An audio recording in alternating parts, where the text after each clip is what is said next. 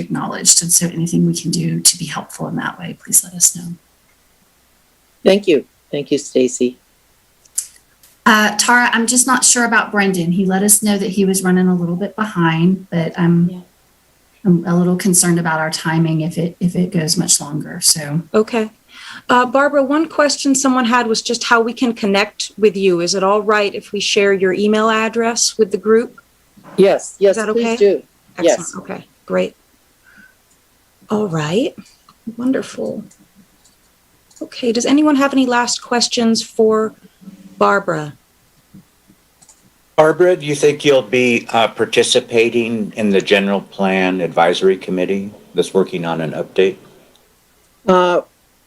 We would love to. I think it's very important that we sit at the table, that we're part of the conversation. So far, we have not been invited to do that. So next Thursday, there'll be a community workshop, and I'll send you information on it. Okay, thank you. I do believe we have it on the calendar.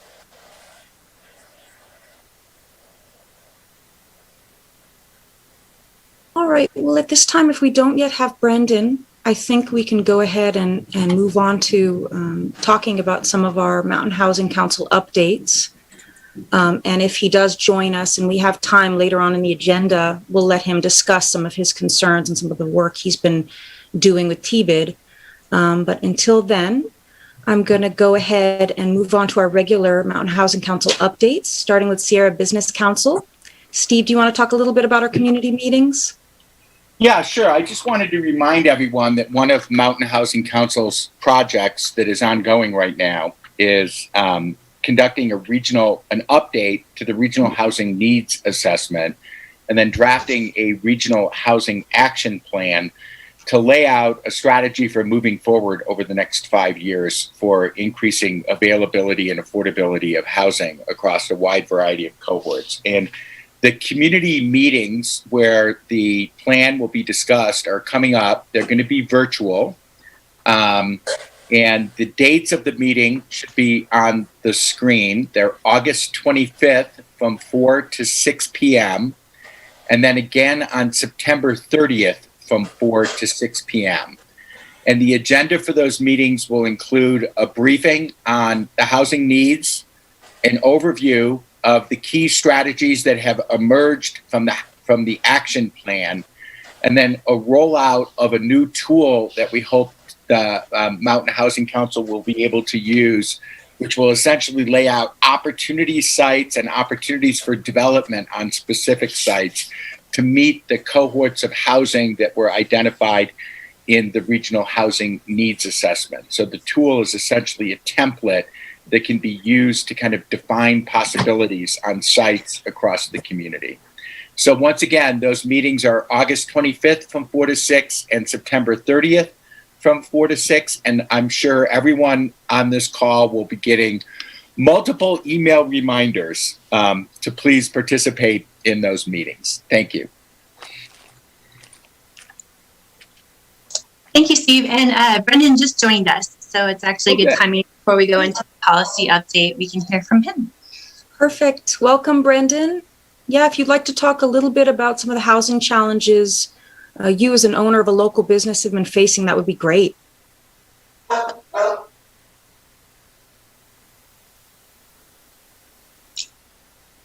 Can you hear us, Brendan?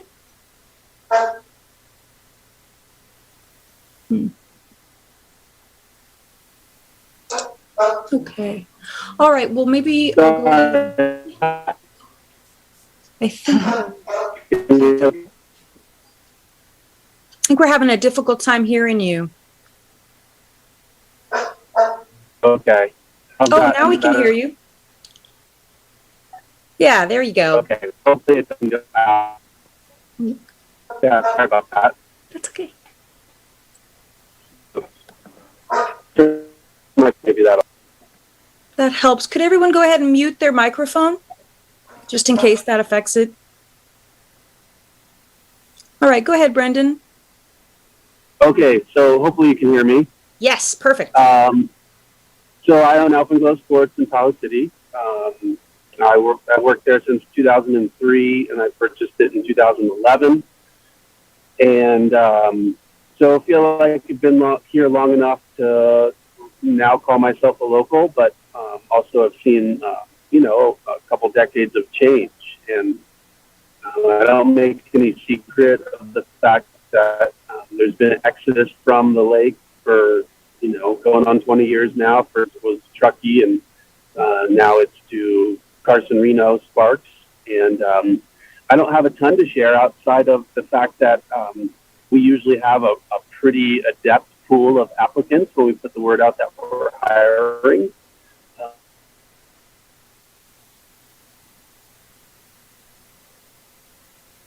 Okay, looks like we've lost you I again. would say You go ahead. gotten lucky, gotten lucky to get a few good people, but yeah, am I still there? Yes, we can hear you. We can hear you. Okay. Hopefully you just didn't hear me drop that bomb. So yeah, my story is really simple. There's not enough people in the workforce, and talking to one of my guys who spent a couple months sleeping in his car because he couldn't find housing, still can't find housing without my assistance and subsidization. He was telling me that 64 acres transit center here in South City, the fact that over half of it is full of people sleeping in their cars every night. So I'm viewing this as a crisis that will lead to ultimate collapse of this community if there's not swift and intelligent action. And I hope that you guys are the ones to push that through. I'm worried about being understaffed for the winter, telling people outright that we can't let more people in the shop than we already do because we don't have the employees to service them when they're in the shop. So that would be my take on things. It's, like I said, a crisis that I view is a dire need to be remedied in this community. And if we don't, we are going to all pay the price of not fixing it.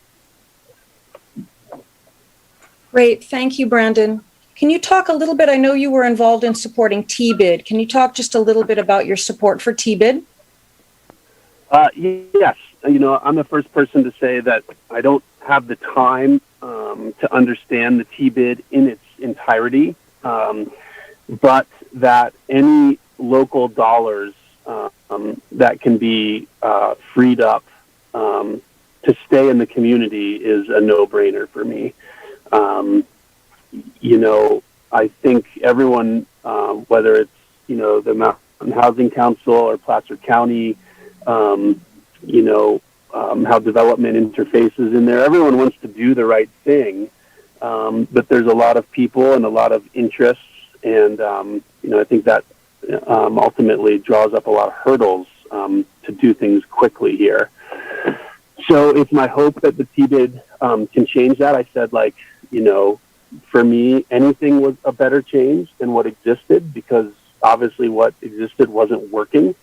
So let's try something different. And it's tough for me to pass on that extra percent.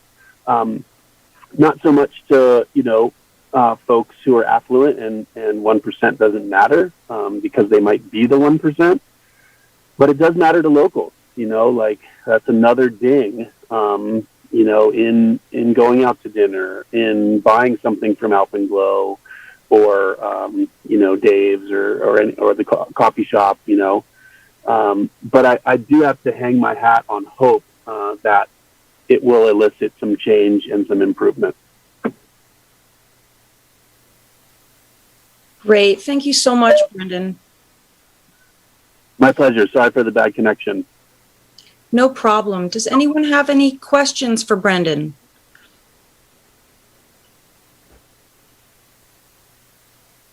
All right. Thank you so much again for joining us, Brendan. I know how busy you are, so we really appreciate it. My pleasure. Thanks for the opportunity. Absolutely. Okay, Steve, with Sierra Business Council, do you want to take us into the statewide policy working group? Great. Thank you very much, Tara. So, as many of you know, one of the Tiger teams that has been regularly meeting is the Policy Working Group. And I'd like to start by thanking all of the members of the Policy Working Group, who you should see on your screen now, who make these conversations rich, enlivened, and fun, I have to say. Following policy at the state and federal level is often very detailed and feels sometimes like a bit of a labyrinth, but with the expertise in this group and with the participation of the members, it's really a fun and fascinating process, I have to say. So thanks to all of the members of the working group. The working group has established 5 key policy objectives, and I'm going to go through the first 2 and then use subsequent slides to go through the second 2 and kind of report out on what we've been working on. So as part of Sierra Business Council's engagement with the policy working group, we have been working with a number of statewide organizations to build kind of political identity and influence outside of the region. And that has included regular, usually at a minimum monthly, and sometimes more often collaborations with the following organizations. Housing California, which is a statewide network of affordable housing advocates. The California Coalition for Rural Housing, which focuses on rural issues. Housing Now, which is a statewide coalition that focuses on kind of tenant and rental issues. The Rural Smart Growth Task Force, which focuses on rural housing and land use. And then in the last 3 months, we've also been regularly engaged in a small working group put together by the California Department of Conservation to think through whether or not there might be an opportunity for some kind of transfer of development rights policy that would create more impetus for housing in rural regions of the state. And we've also been collaborating with a statewide group, kind of a thought group that has been put together by the Turner Center at UC Berkeley, California YIMBY, California Forward, and several other organizations to think through the nexus between land use and wildfire. So we've been very active in the last 3 months, and often those ideas are coming back into our committee, but there isn't, with those last 2, there isn't a formal engagement yet. Then on the eviction moratorium, which was our second key policy objective for this year, which was support a permanent or at a minimum 1-year solution to the California eviction crisis. I'm pleased to note that at the end of the budget cycle this year, there was an agreement between the governor and the legislature, number 1, to extend the eviction moratorium slightly to September, but most important, a commitment of state funds to ensure 100% payment, including to landlords of eviction or of payments that are past due. So this is a really interesting kind of last minute opportunity that was created by having a large budget surplus this year. And there was a last minute deal within the budget to make sure that landlords were made 100% whole for past due rent. And then in addition to that, there was a $100 million inclusion in the budget to ease mortgage arrears as well. So we saw real progress on this front this year, largely because of a large budget surplus. If you can go to the next slide, Tara, or Christina, thank you. And then our third objective was to support the governor's proposed housing actions articulated in the governor's draft budget. And as many of you know, the budget did finally pass in mid-June. And it saw a historic investment in housing. This is the second year in a row that we've actually seen a relatively large investment in housing. So that investment in housing included $10.3 billion in housing construction programs, including everything from increases in the Affordable Housing Sustainable Community Program, the Infill Infrastructure Grant Program, This represents roughly a $5 billion increase from previous years. It also saw a historic investment towards homelessness solutions, and there's a very good piece that was put out by the governor's office on all of the different homelessness programs. But it was a $12 billion investment statewide in advancing homelessness solutions, including the Home Key program and many other programs that some of our local jurisdictions have taken advantage of. We do want to caution that this $22 billion investment in housing in this year's budget was made possible due to the large budget surplus. And the large budget surplus was made possible largely due to CARES Act and other funding coming from the federal government, roughly $70 billion from the federal government. So we are not anticipating that this largesse continues, which I think is really important. But it is a great one-time shot in the arm for many of the housing programs that are out there right now. Then there are several key bills that we have been tracking in the legislature that are at various stages of moving forward. Probably the one that has been most closely watched has been SB 12 by McGuire. So this would essentially increase the requirements on local governments to plan for wildfire risk in the wildland-urban interface, and it would require local governments to do retrofits or have plans in place to do retrofits in the WUI region. That bill failed to pass its last assembly committee and has been placed on hold, and the committee agreed to allow it to be reconsidered. We've been in regular conversation with McGuire's office and have actually been weighing in on that bill quite heavily. And according to his staff, his plan is to redraft legislation around the wildland-urban interface and land use and reintroduce a new bill next January. So that's their current plan. The second bill that we've been doing a lot of work on and have been tracking really closely, or the second two, are SB 9 by Tony Atkins and SB 10 by Senator Scott Wiener. SB 9 was kind of euphemistically called the duplex bill, which would have allowed duplexes in single-family residential neighborhoods. And that bill is being held right now in the Assembly Local Government Committee.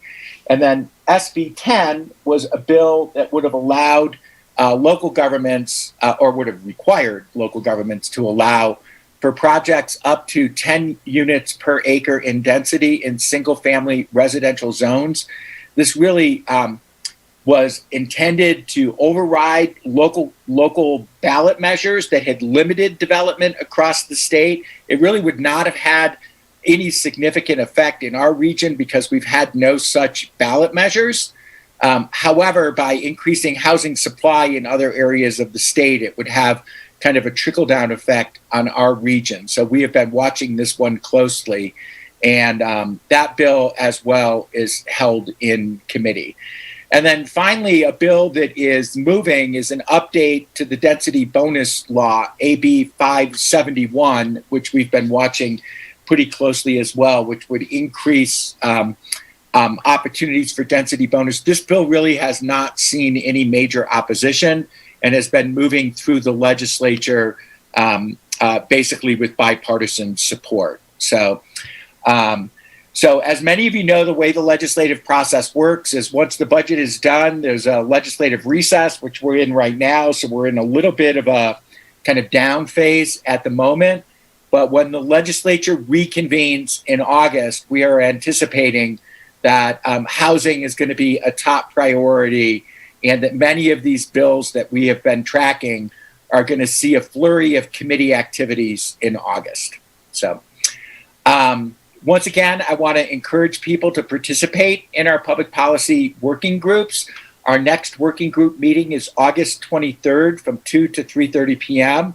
We will probably have a very robust list of housing legislation that is moving at that point to go over.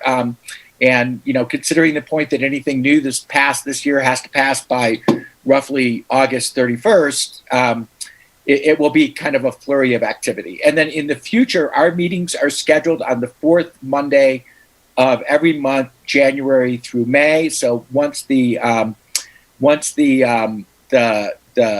legislature starts again next year, it's a monthly meeting. And then between September and January, it's basically on an every 2-month basis and as needed. So you see the dates reflected on your screen. One final observation is that there is a potential this year for significant federal funding in housing coming from the federal infrastructure bills, which, of course, as everyone knows, we're waiting to see what happens with that.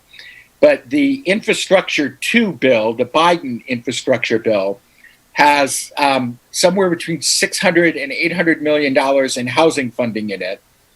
And if that were to pass, it is anticipated that roughly 10% of that amount would be coming to California for housing programs. And this is important because it is a offshot that we could have another good year next year on housing. We have been weighing in with federal partners on the idea that some portion of that housing funding, instead of going through HCD or Housing and Community Development at the state of California, should be directed to local governments and jurisdictions for housing issues. So we are beginning to try to see if we can direct some of that federal funding directly to local jurisdictions, similar to the way CARES Act funding acted this year. So that's my update, and open to any questions if we have them. And I just wanted to add that we will have a speaker on the California budget and kind of the housing opportunities linked to it on August 16th. I pasted the info in the chat. It will be James Hacker with the California Senate offices, and he specifically specializes in housing and homelessness. So he will be with us at noon. And absolutely, Chase will send you an invite. We will send it out with the newsletter. We will make sure that everybody gets the info. But just in case, if you ever need to check in on our speaker series, you just go to our website and click on speaker series, and you can register right there. You can see what's coming up. We have to update it with the next series of what's coming up, but you can also view previous recordings of the others as well if you missed any. One last comment on this too is that we recognize the point that a lot of our weigh-in this year has been virtual, which has had pluses and minuses. But we are looking forward to planning kind of another day in the Capitol sort of meeting with legislators and staff members and agency staff when we're able to do that, hopefully when the legislature is briefly in session in early December. So we're beginning to think through the idea of taking a large group of people down to the legislature to remind them that we're here, we're in need, and we're the Mountain Housing Council. Great. Thank you, Steve. Do you want to just talk a little bit about with the group about kind of how the policy group takes particular positions and what model it's based on in terms of getting that consensus? Yeah, sure. And I think this is a really important thing to remember. First off, the overall Mountain Housing Council is based on a consensus model, which essentially means that in a decision-making process, we as participants are either saying, I support that, I can live with that, or I do not support that. And in that model, if you choose not to support something, that's totally cool. And, it's not expected that everyone support everything as it moves forward. So really, the way we're trying to work the decision-making model within the policy committee is that we adopt these desired outcomes. We then review all of the policies or the legislative actions that could affect those outcomes. We make decisions about what to track and to what to weigh in on. But at the final moment for decision, not all members are really required to support a policy position, nor do we ask that of you. So there may be some conflicting needs between different members of our coalition.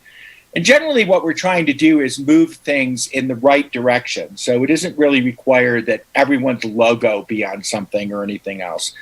And then we do everything we can to make sure that we're clear that language included in the position doesn't reflect all of the individual members of the Mountain Housing Council. So of course, people who are in the policy working group or in the Mountain Housing Council are free to comment separately and to take a separate position should they choose to do so. And that has worked out pretty well. I think it's raised the profile of the Mountain Housing Council. I think there's understanding that we're a consensus-based group. And I think particularly in certain Senate offices like Wiener and McGuire's, we're taken pretty seriously, and that decision-making model is respected. So does that help, Tara? Always does, Steve. Thank you. John, I saw that you had your hand up. Did you want to add something or ask Steve a question? Yeah, actually, Steve just hit on it briefly, but I just wanted to reinforce that because the standing committee, Tiger Team, whatever we call it, the policy working group, does occasionally, actually, in my opinion, it's rather rare considering the number of policies that are potentially of importance to us. But with that said, we are very judicious in what we decide to weigh in on, but it's important when you get anything shot out from Mountain Housing Council, especially related to the policy working group's advocacy positioning and a potential correspondence to go out and support opposition or requested amendments to any particular Senate bill or Assembly bill, that it's vitally important that you read it, you look at it, and you consider whether or not your organization can live with it, loves it, or has heartburn over it, and then let it be known, because it's an opt-out system. So if you don't opt out, then your silence is considered consent into the consensus. And so I just wanted to reinforce that whole concept that this is actually designed to ensure that everyone has an opportunity to participate, and that it doesn't require universal concurrence. No single individual can block the greater good, but a single individual or a single group can choose to opt out and then write their own commentary that may be, somewhat different in policy or in language than that of the Mountain Housing Council. And I think that's worked very well for us so far, and I hope that people are taking heed of that and utilizing it. Thank you. Great. Thank you, John. Lacey, did you have any follow-up for Steve? Oh, I just wanted to, and I appreciate John saying that, because I feel like, every one of these quarterly meetings, this group is getting a report on, and weighing in what are the priorities of our policy platform. And then Sierra Business Council is really lining up the different pieces of legislation that could advance the ball. And so you can see the arc of that work. And I feel like the entities that really have more focus on this stuff, because I know some of our small business owners are just trying to make it through the week with or without employees. But those of you who have lobbyists are represented on this policy group, and we do see that kind of robust back and forth discussion, and we do see opt-outs. There's something very powerful about Mountain Housing Council representing this regional collaboration and the needs in this region. And we're trying to pick low-hanging fruit that also isn't too controversial on the inside of our community.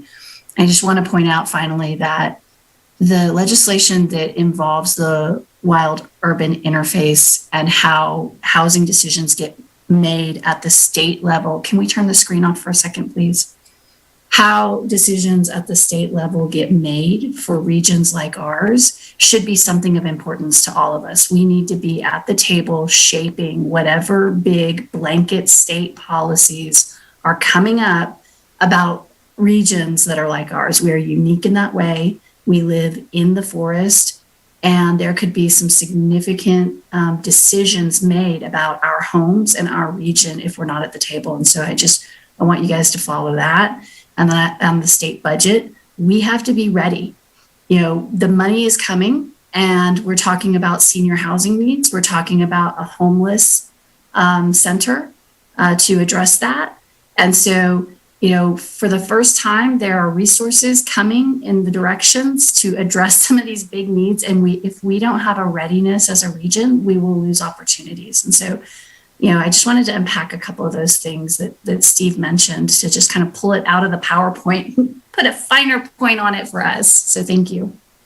Yeah, I just want to say, Stacy, it is very clear to us and everyone who's working in this area on state policy across the state that some major piece of legislation is going to come regarding land use, the wildland-urban interface, and housing within the wildland-urban interface.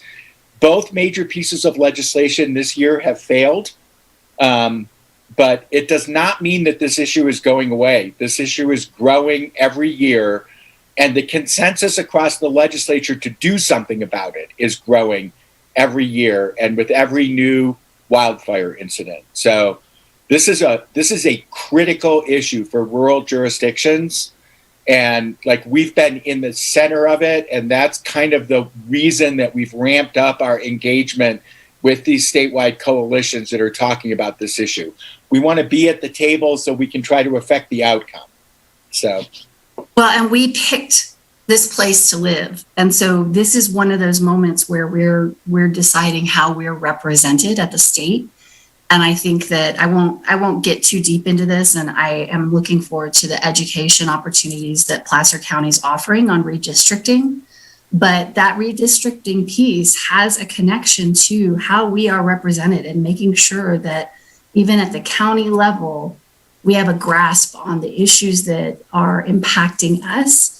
So it's all interconnected. And if this place means something to us, then we need to make sure that we have our voices heard at the state level, and we're well represented. So thank you. Thanks, guys.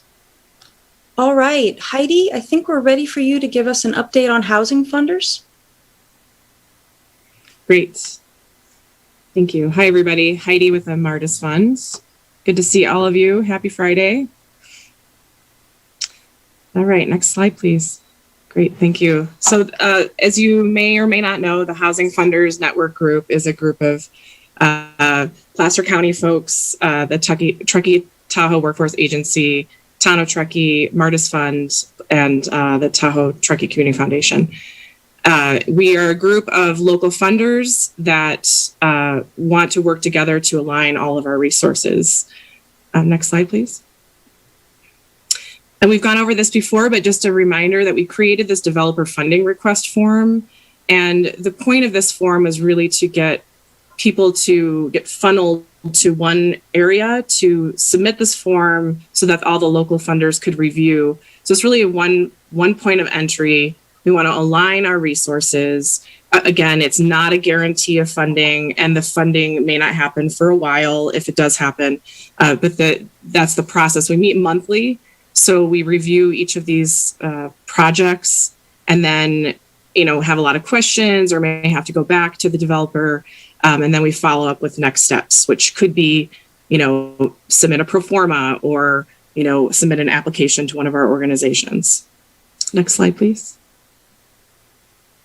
So just an example, at our last meeting on July 1st, we had a couple of proposals that we reviewed, and we're just keeping, for confidentiality purposes.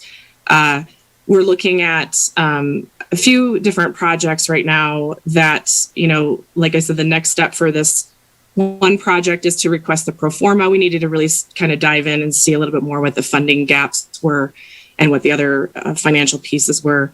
Another project that we reviewed seemed like an interest, especially to the Martis Fund. So we're looking at possibly having them, once the project is entitled, to submit an application to us, and others may be interested as well. And then we have another meeting on August 5th. And what's interesting about this one is that there is no funding request, but just really looking for more technical assistance on that project and to really sort of help support them and get them to the right places and the right people. So it's a great group, and it's definitely it gets us all on the same page so that we can move forward and try and get these things, these projects built. Is there another slide? Thanks. Thank you, everybody. Thanks, Heidi. I just wanted to open it up to any questions for Heidi. One of the questions that Bill Austin asked Heidi was just how many developer forms are typically received each month that we meet, and I answered with 1 to 3. That's what I've noticed has been the average of late. Yeah, and we just really launched it, so yeah, so I'm sure we'll see more, but yeah, 1 to 3 is accurate.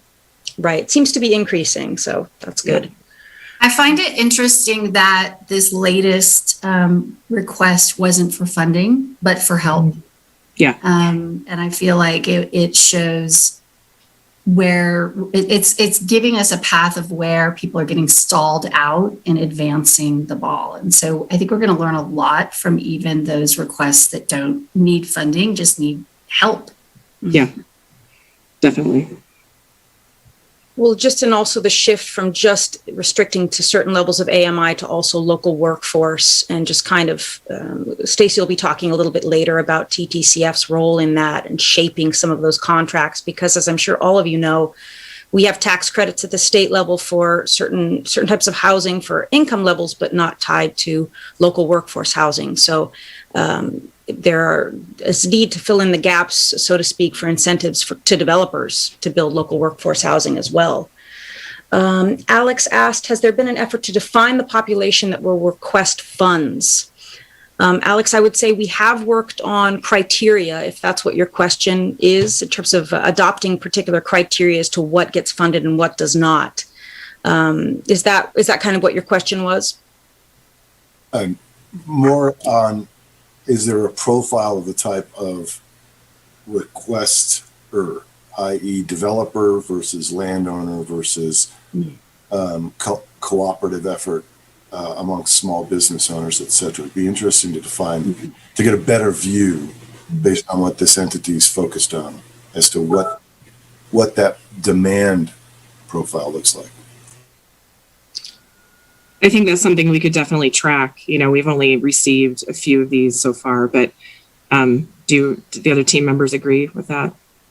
Yes, Heidi, and I think circulating the criteria that we went over last time that Tom in particular helped us with would be really beneficial too, I think, likely. So we'll go ahead and do that to this group. Yeah. We're going to meet next on August 5th. And so soon after that, we will go ahead and circulate kind of a final list of criteria, as well as what you had just asked about, Alex, which is kind of your profile. I agree with Heidi that we've had kind of a limited number of applications. So I would say we've had kind of the same profile to date, but it would be interesting to see if we got a little more diversity in some of our applications in terms of what type of entity is applying. Yeah, and my question isn't intended to establish a restriction. It's more to understand the type of demand that's being generated as a result of this. Right. And maybe we'll see more creative applications as well, and not just kind of just developers applying as well. Okay, was there any other questions for Heidi? Sean Barclay has his hand up. Okay, go ahead, Sean. Thanks, Tara. I actually don't have a question for Heidi. I wanted to go back one and just add a little bit to a point that Steve and Stacey were talking about. I just want to make sure that when we're talking about bills that might impact our communities in regards to wildland-urban interfaces, that this group recognizes that there are some limitations around water infrastructure for firefighting in our communities that I'm not sure everybody really recognizes, in particular on the basin side. But there are a lot of private water systems that are severely lacking in water infrastructure for fire suppression. There's also some of those that some public agencies have taken over, like ours, that are in need of serious infrastructure improvements. And this causes problems for development The Contractors Association is aware of these problems, but it's kind of this circular loop where, oh, you want to build something, you have to meet fire code, you need a fire hydrant, there's no fire hydrant. Okay, well, can we put a fire hydrant in? Well, there's only a 2-inch main. You can't get flow that you need, and the whole system needs to be replaced. So we have a prime example of that in Tahoma in our community. That system is in need of complete reconstruction to the tune of about $40 million. And so it's an interesting part of our community that I don't think is fully recognized. We're in the wildland urban interface, and we don't have sufficient fire protection. So we've been, when I say we, it's a collaboration with North Powell PD, South Powell PD, and the Tahoe City PD, and working really hard with state and federal government right now to try to bring funding for infrastructure, particularly for fire suppression. But it's a missing gap out there where our legislators kind of assume that everybody has fire hydrants. And so anyway, I just want to make sure that everybody recognizes that that's an important part of this housing thing, because when we don't have proper infrastructure for fire suppression, we're not going to be able to build. So thanks. Thanks, Sean. And it might be helpful at a future quarterly meeting or otherwise to have you or someone else present a little bit about that infrastructure funding and what that looks like and kind of where we might be headed with that, because I think that is really relevant. So thanks for bringing that up. All right, with that, I'm going to go ahead and move on to Kathy Foley. Kathy is with the North Tahoe Truckee Homeless Services. She's going to provide us with an update on what the Homelessness and Supportive Housing Working Group has been up to and what they've been working on. Hello, everybody. Thank you for having me here today to provide the update on this working group. And I'm one piece of this working group, filling in for Jasmine Burrow, who's out of town today. But I'm excited to share with you that, I guess first starting with, here's a list of our current partners that are part of our Supportive Housing Homeless Working Group. But at the end, I'll give you details on our next meeting and meetings going forward, because we would love anybody who's got ideas and suggestions around this topic to be part of the discussion. Next slide, please. Mountain Housing Council was an integral part of us being able to hold 2 community meetings this past June. The goal was to provide an overview of the homeless services that are currently being provided, and really then open up to the community members to provide feedback on the homeless services and supports in the downtown Truckee area. The reason these meetings started in the downtown Truckee area was that the Emergency Day Center that had been occupying the Veterans Memorial Building was moving because of zoning issues, but yet we were only moving about 0.3 miles down the road into the lower level of the Church of the Mountains, which is where the Emergency Warming Center had been in the past. And so Mountain Housing Council was wonderful in helping us engage with that group of community members as we moved towards that move. Next slide, please. And we were really excited that we had 55 total attendees, which included probably many of you that are on this call. We had neighbors and business owners and other folks that are very interested in this subject that came together and helped us identify top strengths, concerns, and opportunities to move forward. And so highlighted by everybody on the call here today is the strength that our community has with collaboration. And the community realized that because of COVID, it really gave a boost in the opportunities for emergency services to be provided to not only that core group of homeless neighbors that people think of, the 20, 30, 40 people between North Tahoe, Truckee that are chronically homeless, that are living outdoors, that have multiple layers of struggles to overcome, but that a lot of our community is struggling with homelessness, as been mentioned by many business owners. And so we acknowledge that there's money available because of COVID, but that these things are pieces of our community that'll make us stronger. there's concerns around the fact that these services have been small and very transient and now almost homeless again because of a lack of space. But we're hopeful that with the funding coming available and the brainstorming and teamwork in the region, that maybe we can come up with something that'll work for the larger region. There are concerns about when we don't have these services available. There's negative interactions increasing, whether it's between the police or the neighbors or the businesses or the folks that are coming to visit this area. And the knowledge that we really need to come up with a closer picture of what the actual cost is when we do nothing. So there are some folks that will work directly with the police department, the hospital, Placer County Sheriff to determine what costs are associated with not doing anything for our long-term chronically homeless neighbors. And then we were able to identify opportunities, and there are plenty of opportunities for us to really make positive changes in the community. These community meetings were a very small start. We plan to have other community meetings to allow folks in all the different areas of this region to weigh in. Tara mentioned that there's the speaker series coming up on August 16th, the Lunch and Learn, that'll address some of the details about the funding that's going to come available. And then we have an opportunity through United for Action to hold living room conversations around these topics. So we look forward over the next few months to really providing the education in order to have people on board and take advantage of the funding that's coming available. Next slide. And this is just a really quick look at what some of these services are providing to our community neighbors. And these are neighbors that are coming from Placer, Nevada County. And when the day center opened last March, it was in a direct response to the fact that COVID hit and people had no place to go. It was directed out of the emergency warming center to focus on our long-term chronically homeless neighbors. But as we continued to open, we realized that our community has many folks living in their cars that are displaced because of COVID. And as our numbers grew, we moved into the Veterans Memorial Building. And so this is what, since July of last year through June of this year, the numbers of folks that we're serving. And so those 183 guests at the day center, probably a third of them, 2/3 of them are homeless in some manner, but the other third are homeless or houseless because of our housing crisis in this community.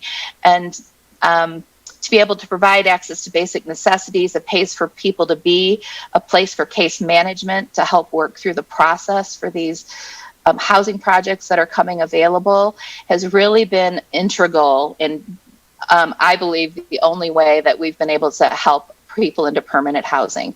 So by June 30th, we've been able to have 4 people move into permanent housing in the Truckee area.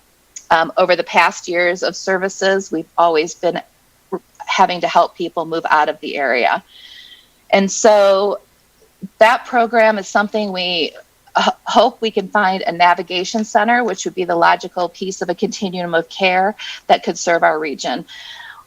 We hope that coming this winter, we'll be able to continue the emergency warming center services, which is a space that's able to open.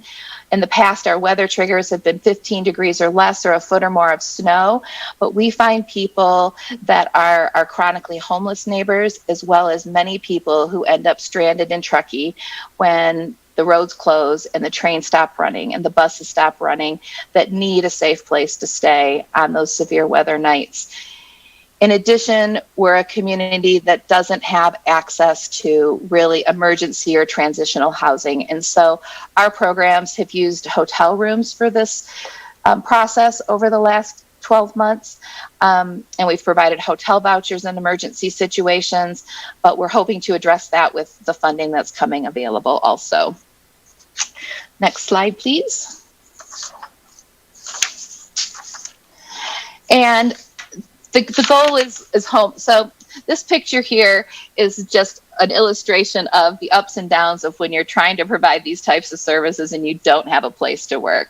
Our team hasn't had a place to work together where we have offices and services in the same area, although these ladies on the right-hand side are super resilient and keep rising up to show up to help whoever needs each day. Last Friday, the water main broke outside of Church of the Mountains and has now flooded the lower level. And so homeless services are not completely homeless, as we've moved to an outside space with the use of one porta potty. But we're just asking for support to help find a permanent location so these types of things can continue. And we're excited about the regional teamwork to create right-sized solutions that'll work for everybody. And when we do that, the picture on the right is our team who moved 4 people into housing in Truckee this year. So this is actually yesterday. So this is people in addition to what happened last year. So as of this year, we've been able to move 4 people into permanent housing here in Truckee. And we are celebrating in the Artist Lofts yesterday as we were able to do that. And so thank you to Shauna Doherty and everybody who's been working on affordable, accessible housing in the community. And I invite you all to be part of this. It's a super complex, very not sexy, sparkly topic in our communities, but it's one that if we take the time to address, that we can create a community that has safety nets for those that are almost homeless, that has housing for our workforce, and has housing for those that find themselves homeless or that are long-term homeless in our community. And our next meeting is going to be next Thursday, the 28th, from 2:30 to 4 o'clock. And our group meets the 4th Wednesday of each month. And I welcome you to join those. And if you have other questions or other passions around this topic, we're working on getting a group together to really look at locations that might be successful, and welcome everybody's support. So I'll put my email in the chat box and am happy to answer any further questions. Great. Thank you, Kathy. Does anyone have any questions for Kathy? Tara, I have a comment. Okay. Sorry, a question. But I just wanted to first and foremost thank Kathy for all of her work. She has tirelessly led our homeless efforts with a lot of people on this phone call as well, but she has really been our champion for the last 5 years. And, Kathy, Christine and I were just chatting about how you use the word not sexy. As a collaborative, our partners focus on a lot of different community issues. We care about a lot of things as a collaborative, and homeless services as a collective is probably one of our most unsexy things that we care about as a collaborative, and one of the most challenging things to move forward. So we really appreciate your efforts. We appreciate, I see Mike Dent on the call, and Mark DiGiacomo, and the Sierra Community House folks, all the folks that are really working to move our homeless services forward. And, one of the things that we've been talking about over the last several weeks, it would be nice to have a different conversation 5 years from now as a group of people.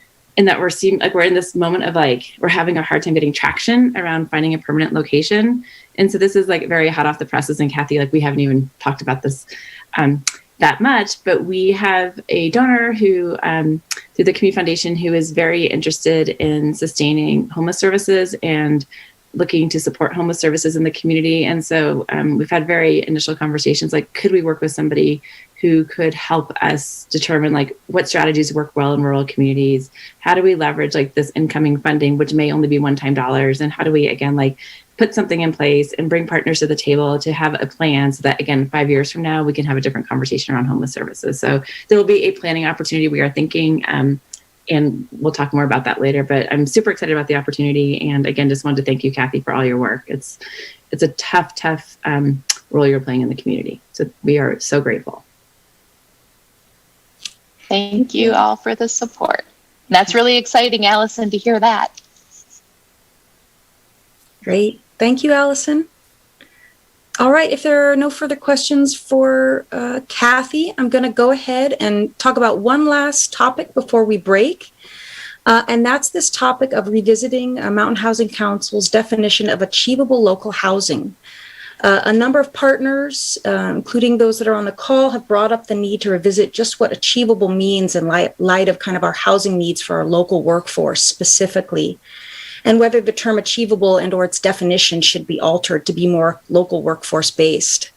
As a result, a number of you were good enough to weigh in with your thoughts here and whether we should make some adjustments to the term achievable with the goal of bringing everyone together today to discuss the topic. And so while we can't simply throw out the word achievable at this time because of how pervasive it is, including at the jurisdictional levels and in their programs, we can make adjustments that reflect our value of protecting housing for the local workforce, as well as acknowledge the fact that the latest housing needs assessment update demonstrates a significant shift in where the cutoff is with the AMI levels. So, Christina, if you go ahead and take a look at this slide, it not only mentions who weighed in here, but kind of the sum of the existing definition of achievable, as well as reflecting the suggestions that were made and the constant changes that need to be incorporated into it due to the housing needs assessment update, which we did talk a lot about at the last quarterly meeting in April, and kind of how things have shifted due to our housing crisis and our real estate market and our economy and all of that. So in 2016, the housing needs assessment identified that achievable local housing was needed for those who made up to 195% of area median income in order to afford to be housed. In 2021, our latest housing needs assessment has identified that achievable local housing is now needed for those who earn up to 245% of the area median income. So that's kind of where things have shifted in terms of that rainbow bridge. Because the needs surrounding the ranges of the area median income in our area are continuously changing, the plan is to have housing needs assessment, we hope, updated every year so that we are as plugged in as possible to how things are changing and where the needs are. The question ultimately becomes, instead of simply revisiting this every single year and updating the back end of achievable housing with this new number, which, like I said, is now 245% instead of 195%, do we want to insert language that basically says it just needs to be updated every time the housing needs assessment is updated automatically? In addition, when it comes to housing that is restricted for local workforce housing and whether these types of programs are introduced, what they're tied to, it's ultimately really left up to our local jurisdictions on a case-by-case basis. And Mountain Housing Council comes in really in terms of reflecting our values and kind of providing that model. So having the council adjust our language to reflect our priority of housing solutions for the local workforce would really just provide a reflection of those values. And then, of course, the on-the-ground solutions really depend on those jurisdictions who, as you will find out when our partner updates, are working really hard on local workforce housing specifically. So to this end, this list on the left in the turquoise reflects the totality of suggestions made by this group of individuals, which kind of formed its own tiger team, and how they weighed in. And to the right is kind of the sum of the previous term and definition, suggestions on how we reflect a priority for our housing for our local workforce specifically, i.e. that achievable now be adjusted to achievable local workforce housing, and also how it would automatically reflect updates in the housing needs assessment so that we are always current, we are always refreshed and not reflecting outdated information and percentages. So in terms of kind of what the council does when something like this is presented, we looked into this, and historically what's been done, as opposed to taking kind of a formal vote, was simply to ask the question of whether you kind of agree with the updated definition and give you all a chance to say no or otherwise endorse it. So that's what I'm going to go ahead and do before we break. Is just give you all a chance to talk a little bit about it, indicate if you have any concerns or any edits, and just kind of open that up a little bit, noting that, of course, you're welcome to take the break to think about it. You're welcome to contact us as well, individually and directly. But just to kind of open things up to the discussion about kind of how we better reflect our emphasis and our value of providing housing for the local workforce specifically. So with that, I'll Tara. Yeah. Tara, I'm going to jump in for just a second and make sure we go back in time a little bit to say, why do we need a common definition as a region around what we're doing together collectively here in this moment? And it came out of this idea that so much of the housing solutions that are supported through public dollars, i.e. tax credits, state tax credits, are tied to HUD, a Federal Department of Housing and Urban Development, HUD's definition of affordable. And so if those of you who've been around long enough from the beginning, it was kind of like our region's way of saying, thank you very much, federal government, and public policy for telling us what is defined as affordable to trigger the public subsidies. But the reality up here, and often in other communities, is it's unaffordable even if you are above the threshold that is set at the state and federal level. And so we decided to say, what are we focused on as a collective? We're focused on affordable, absolutely 100%, meaning those who are our lowest wage earners in our community. But we also recognize that you can be in the middle class, working professional and still can't afford it. And so we wanted to encompass a bigger group. This new definition, or the modifications, is recognizing that if we just focus on the income level and not tie it also to the idea of it's a local workforce, that their livelihood is tied to our economy, then we kind of lose the ability to hold criteria to the way we fund and the help we're giving to the local workforce. And so that modification is here. And I just wanted to help translate a little bit more on that front. And I see that Steve has put something in the chat. That's right. Yeah, I think this is really important because the HUD definition of the percentage of your income that should go to housing is 30%. Whereas in our region, the percentage of our income that is going to housing is closer to 45%. So what that means is that for middle-class families, they have less essentially disposable income for other things like healthcare, education, etc. Right? So although, as Tara noted, this definition is likely to change as the market conditions change year after year, and the housing needs assessment will now be able to update these numbers based on annual data, it shows a troubling trend in our region, which is that the upper end of people who can no longer afford to live in our community is rising.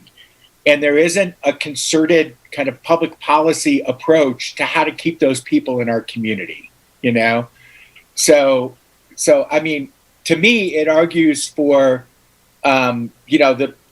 the solution that Tara has put on the table of essentially updating this on an annual basis and redefining this as achievable locals workforce housing, and then having each jurisdiction essentially decide within the housing funding they have, how do they want to allocate that based on their own values and policy objectives? Yes, and today we're looking for consensus. And so we introduced this concept last quarter. We decided we didn't want to spend a year wordsmithing a definition that we already agreed upon 3 years ago. And we don't want to rebrand the definition because we have too much kind of equity in the concept of achievable. And so we don't want to go back in time.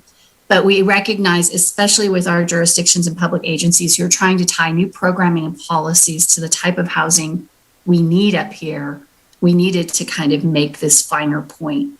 And so what I'm hoping to see from you guys today is some thumbs up, and anybody who really has an opinion or an issue with it to come forward, because what we don't want to do is spend the next quarter wordsmithing a definition, because that's the kind of stuff that kind of pisses people off when you're just having a bunch of meetings to talk about the definitions. And what we're trying to do is pave the path for the regulatory entities who are trying to create programs and funding for the kind of housing we need to have that we have their back on this one, and we've given them this, and it's broad enough to really address, and it's flexible enough that we're not coming to the table every year changing the threshold, because the threshold is going to be tied to an annual needs assessment. So thank you. I'll stop talking, Tara.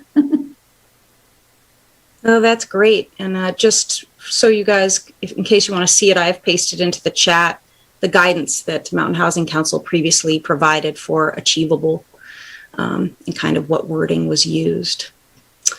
Sue, you pointed out that the California Association of Realtors noted that the median sale prices for homes in all of California is just over $725,000.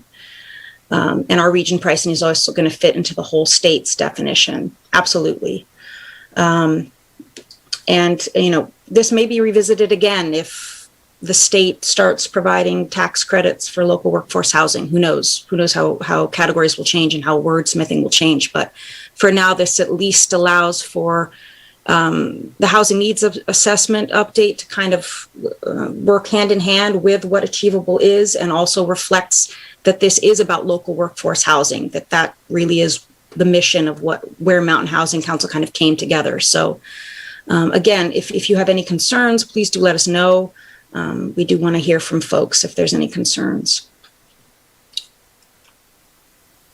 Tara, I don't have any concerns, but I did want to bring up, since we have learned some key lessons from George Ruther with the town of Vail and what they called their program, and that was they wanted to incorporate community within that term, just because they wanted to make sure that the community understood that it was a community issue.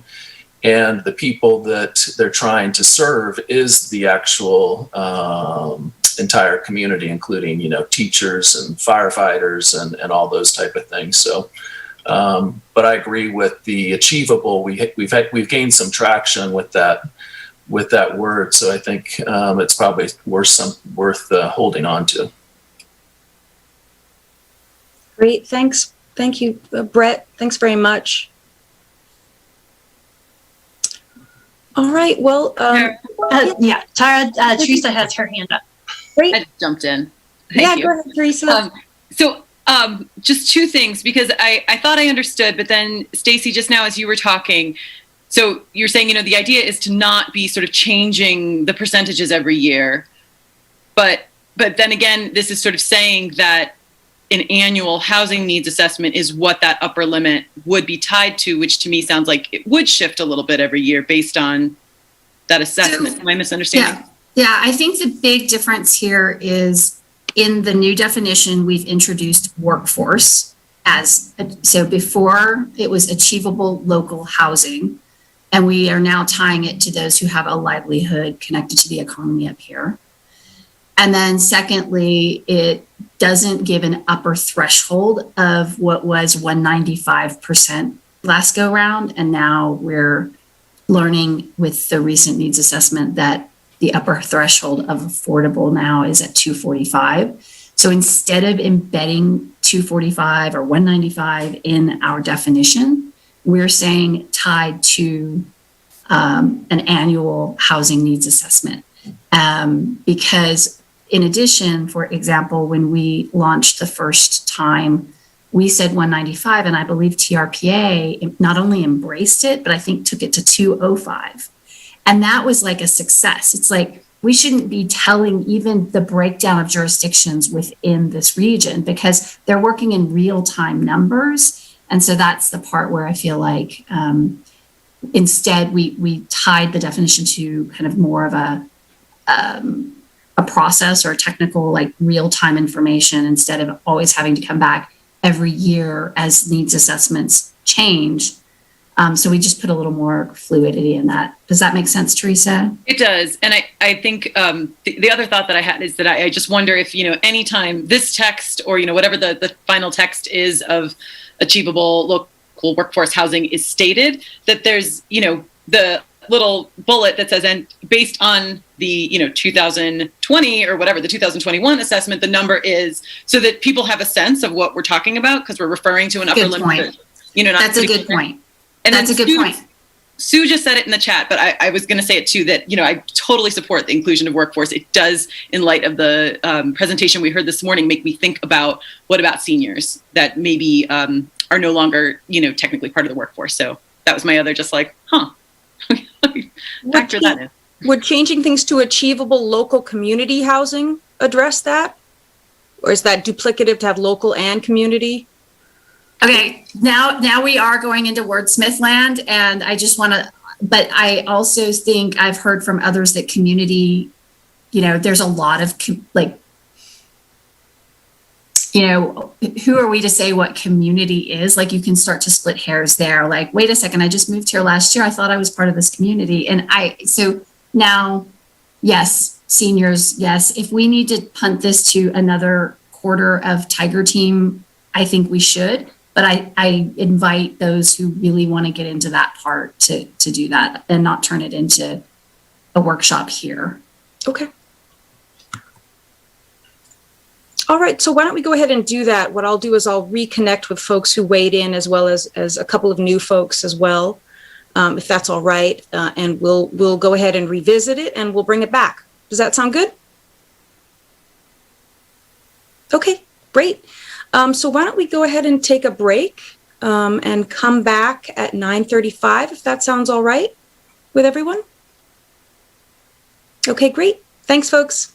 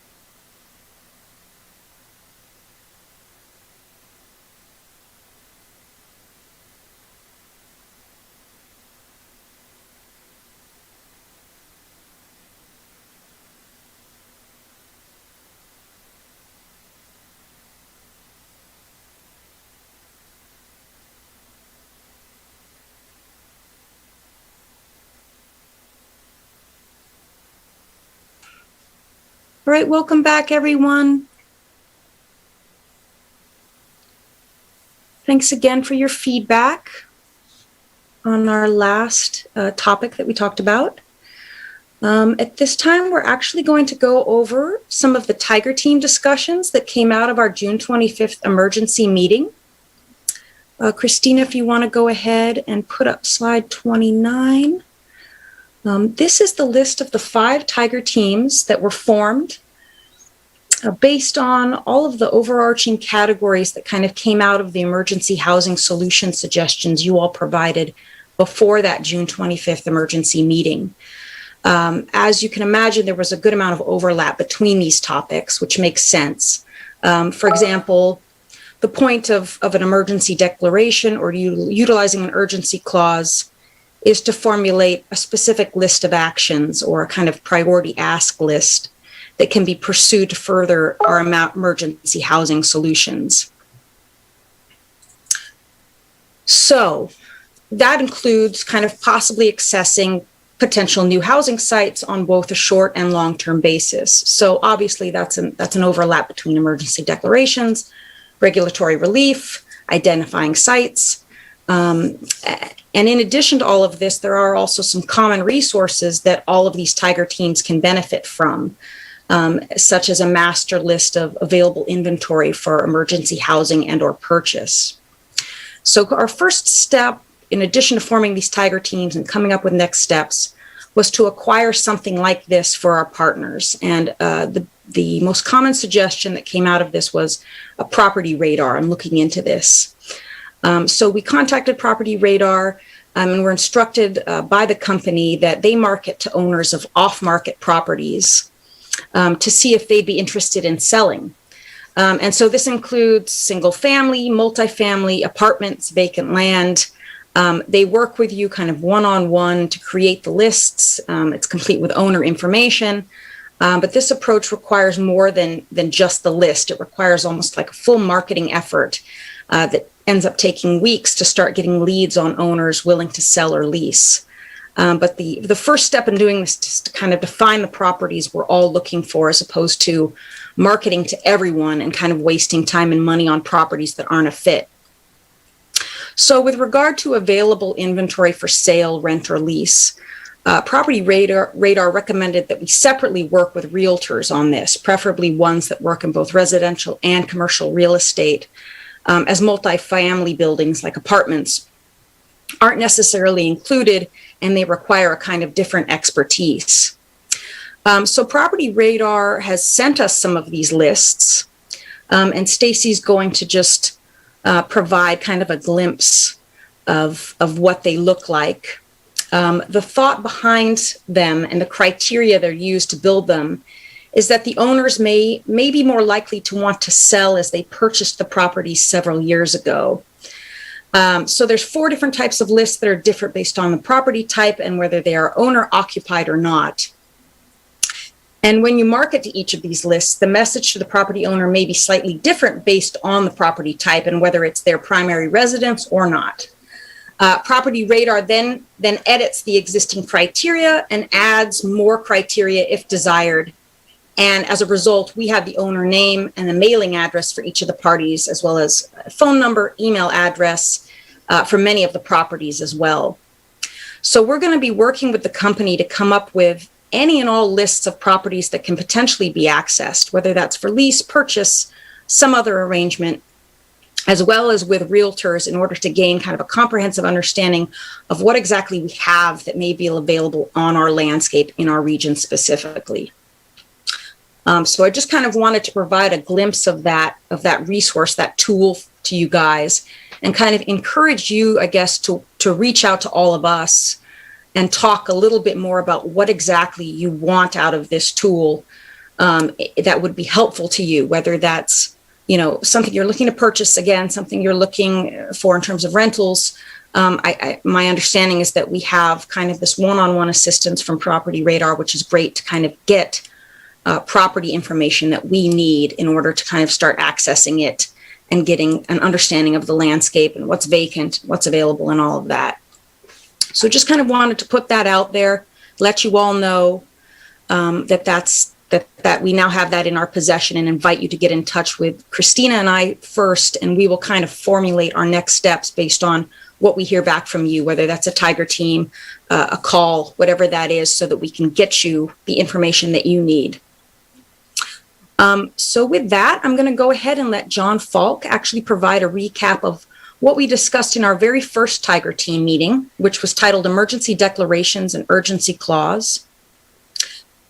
And when he brings up the opportunity for Mountain Housing Council to move forward with its own proclamation, which he's going to do, we are going to kind of revert to that same process that we did with this achievable housing definition, which is talking about the wording, talking about the entire concept of having a proclamation, and simply kind of asking you what you think and for your feedback. So with that, John, I'm going to let you take it away and summarize a little bit about what we talked about in our emergency declaration group and kind of next steps. Okay.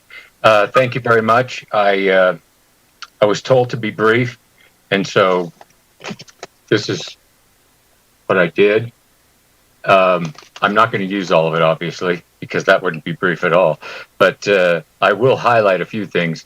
When the political policy Tiger team met, one of the things that really came to the forefront, and actually I was the major proponent of it, was that we actively pursue a declaration of emergency and or an urgency clause to be considered and adopted by the town and the counties that are within the Mountain Housing Council's umbrella, because I was thinking that it would not only give us a beacon, both statewide and regionally, but also would open up a whole range of opportunities to move things forward quickly and perhaps open up additional pools of money.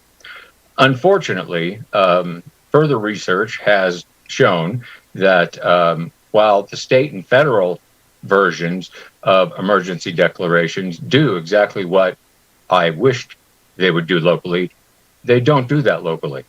And so they really have no power, weight, or force beyond that which is given to it by the words, meaning that it doesn't allow you to accelerate how you do things. It doesn't allow you to access new pools of money. And so it really was a non-starter. And then the folks representing this town and the counties indicated that there was probably not a lot of appetite to even pursue, especially an emergency declaration, because that puts the CEO or the town manager out in front of the elected council or board of supervisors, and that's an uncomfortable place to ask them to be. And so for all of those reasons, we backed away from that. We did find that there was one county, San Joaquin County, I believe, that, it says it right here. Yeah, San Joaquin County, that actually did decide to do an emergency declaration, but it was for a single project that was an affordable housing project that was stalled and seriously in need of a jump start.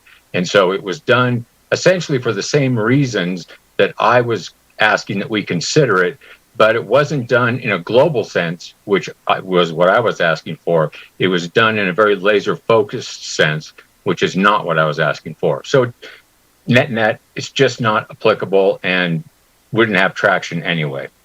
So the focus then really shifted over to what could we do if we didn't go down this formal road of approaching the town and the counties.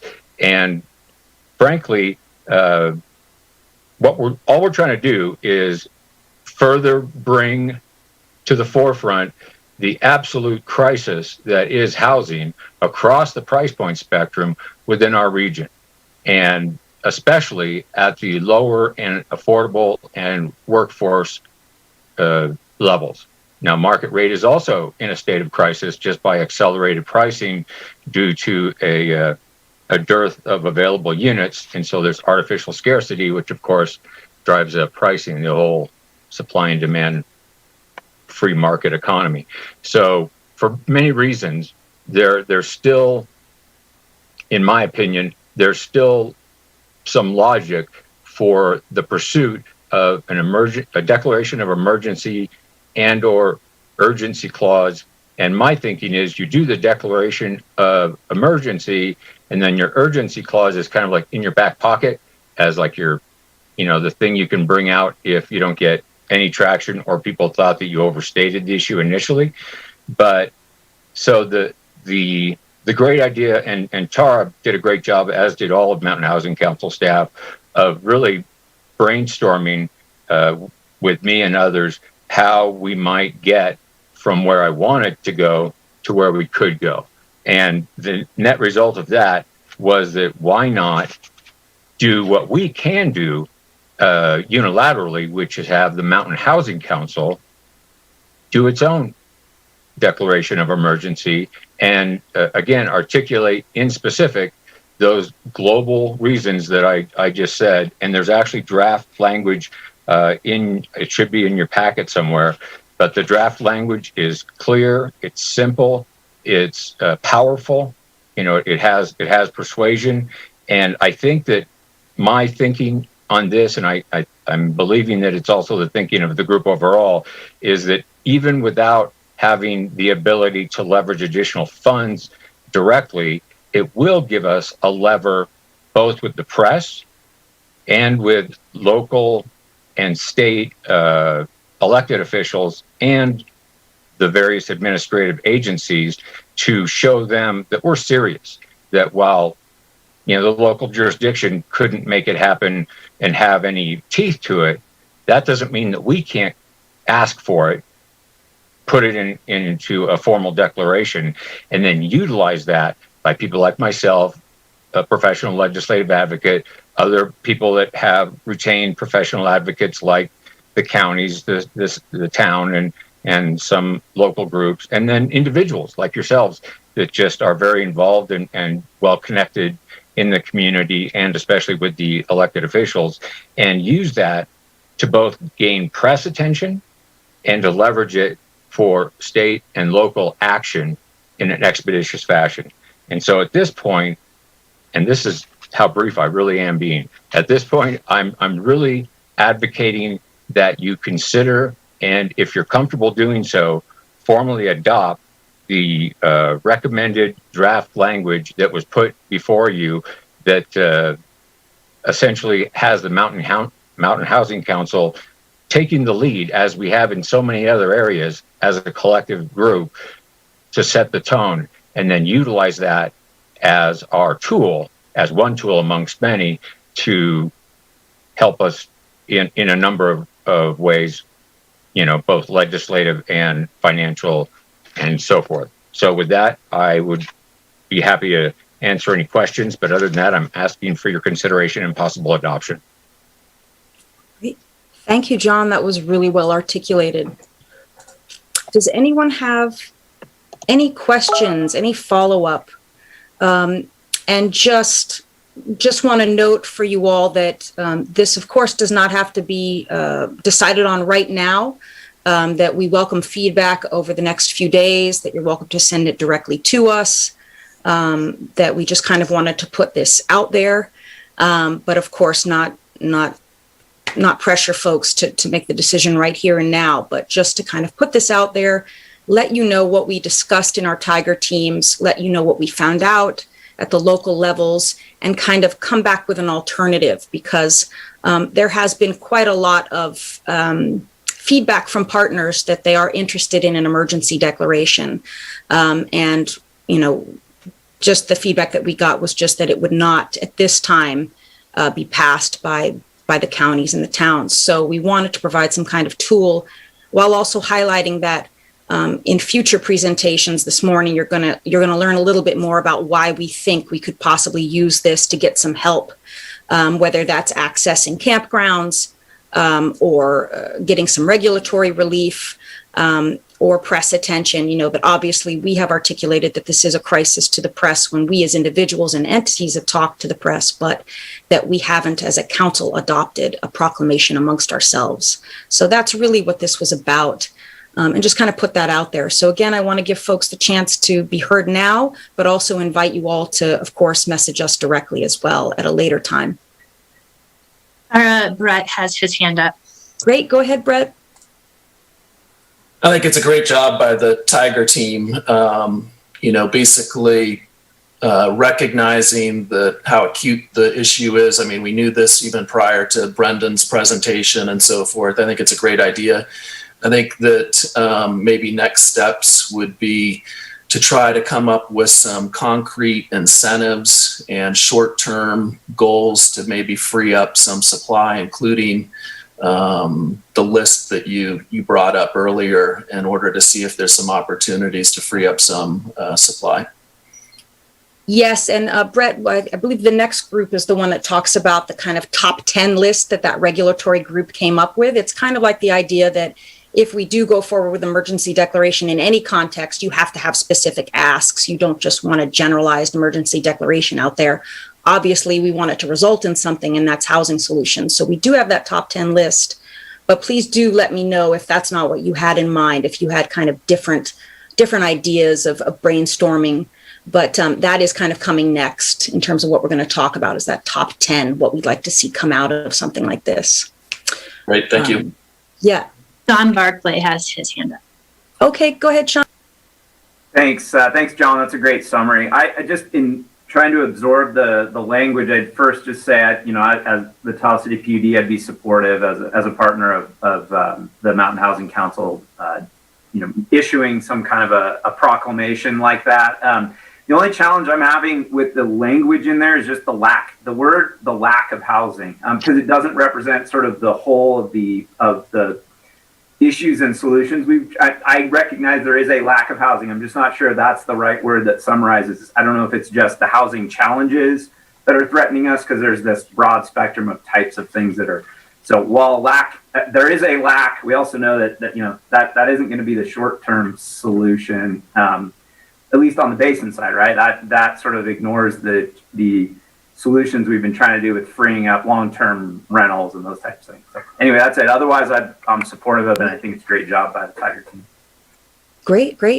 So Sean, maybe we'll work with you to kind of craft something a little bit more specific. Just so folks know, this was directly taken out of one of the Colorado declarations, just as kind of a template to see kind of what language was used. And I was so surprised at how brief it was, because I expected a little bit lengthier legal language. But in terms of what folks have in terms of wording, I'm actually suggesting something less specific. Okay. Housing challenges. That was all. I mean, because we know there's a bunch of them. So I don't know. That's my suggestion. Or you could just plug in current lack of available. That's new word, available housing. Then it covers the whole spectrum. Okay.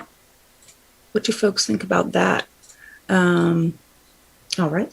I agree. I was just going to say the same thing John said, that available housing, because we do have a lot of housing. One other thing, though, I was also thinking on the benefit of adopting something here is perhaps help with insurance, because that's another big issue we have, especially with forest fires and such in the area. So will we be able to use a proclamation to help us with the state insurance policies? And that is a great point, and that kind of ties into what we're going to talk about, which is, and what John mentioned here, which is how do we get our representatives to kind of pay attention and assist us? Because, as I mentioned to the Tiger team, I did try reaching out to the California state parks, and they were not amenable to opening up their campgrounds for free. So it is kind of the kind of thing where we really would like some of the representatives to help, and including in weighing in with insurance, and maybe even get the insurance commissioner's attention a little bit as well. I've actually thought about maybe bringing him in as a speaker series as well to talk about the topic. It seems like something that everyone in the region is concerned about. So that might be a way for him to also pay attention to our region as well and start to take our concerns into account. So that's a really good point. I also think it gives some credibility to all of our elected officials who are trying to influence their peers on boards and councils. And, it just basically puts a finer point, like Mountain Housing Council kind of has your back. Like, yes, go, right? Yeah. Yeah. Well, that sounds great. I think what we're going to do is over the next couple of weeks, we will go ahead and kind of engage in a conversation with anyone who's interested here, and then we'll email it out for a formal vote, if that sounds good. Did anyone else have any other concerns they wanted to bring up or something they wanted to mention? Because we don't want to wait till the next October quarterly meeting to declare a proclamation of emergency via Mountain Housing Council. Can I just see I see heads shaking, but I see a lot of people off camera. Can I get some thumbs up to just like call and response here? Are people interested in Mountain Housing Council proclaiming that we are indeed in an acute housing crisis situation, emergency? Okay, I'm starting to see. I wish they had thumbs down on these things. Like, I don't know what the reaction would be to be like, I do not, maybe it's the wow one, like, I don't, but need more emojis here. Okay. Then I agree, Tara, with your thinking. And I like the idea on this one on a formal vote, because I want to know that all of our signed partner people, representatives are behind us on this. And then if that happens and we come out with the proclamation, man, I just think you carrying it to your boards, you carrying it to your stakeholders in your newsletters, you reminding all of our policymakers, local, state, and federal. Like, I think we have a really powerful voice together. I just want to make sure we're not going sideways on anyone. So let's try and target 2 weeks, and let's you guys all write down, please send Tara your comments about this proclamation, and then we'll send you the draft language for a vote. Great. And I'm just putting my email in here just in case anyone doesn't have it, just so you all have it. That sounds great. Thank you, John, and thank you, Stacy. That is really helpful. Stacy, sorry, just to clarify, are you suggesting or asking that we ask our boards to vote? I think that would slow it down considerably. I think that as representatives who are, delegated or appointed by your board in collection with your peers here, that so you each have a primary and you each have a secondary representative, which makes up about 60 people. That together, these 60 people have been working together for the last 4 years, and we're seeing this, and we're in agreement together as a collective under Mountain Housing Council. And then I think, again, barring anyone kind of pushing back on this concept, you can go to your board and say, myself and 59 of our peers have seen this shift significantly under our feet since we started Mountain Housing Council. And we have proclaimed as the representatives in Mountain Housing Council. I see John Falk, who is our legal guide in advocacy, often shaking his head. But I know that this doesn't mean that the ABC public agency is signing off on it. It's you representing Mountain Housing Council partner. So it's a little bit splitting hairs here, but I just think, if we all have to go to our boards to get approval on this one, it could slow it down. But that's okay. I just want to clarify, I'm supportive of that. I don't need to bring this to my board before getting approval. I just wanted to clarify.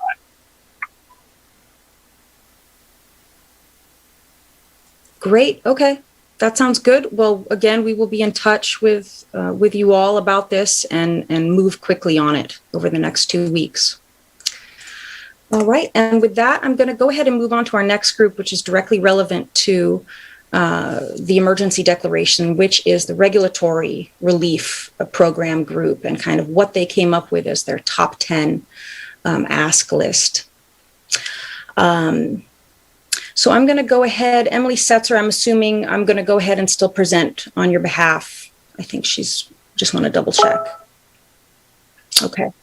Right. So this is the list, as I mentioned. And we walked away from this group in terms of next steps, in terms of meeting with kind of town and county heads and attorneys to find out, okay, what's already in place, what's coming up in an upcoming council or board of supervisors meeting, what might be impossible because it either has to be handled by another entity like the state or the federal government, or it's illegal, and if so, why, and what might be an alternative solution or a way of making a change. And I was able to obtain some very, very helpful information from both Truckee and Placer. I haven't yet had a chance to meet with Nevada County. I'm very much looking forward to it. But I did gather some really, really helpful intel from Truckee and Placer, and this info was circulated to the relevant Tiger teams.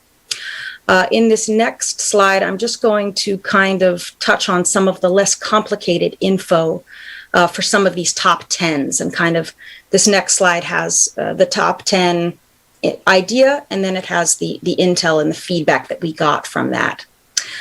So this is just the first 3.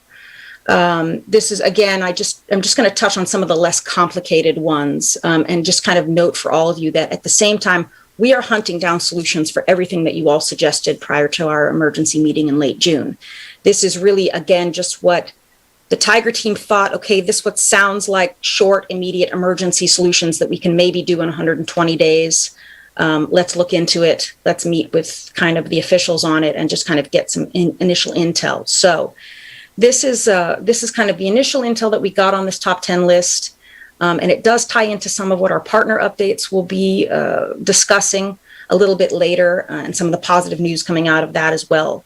But just to kind of start on the top 10 list, for example, Truckee, as many of you already know, already has a landing locals program, and does also fund third-party review of ADUs, which is a topic that they're working more and more on every day and providing webinars and education resources on. So that was 2 of the kind of main top 10 ideas was, well, let's make sure that every jurisdiction has a landing locals program, because it's been a successful program and it's kind of a win-win for everyone.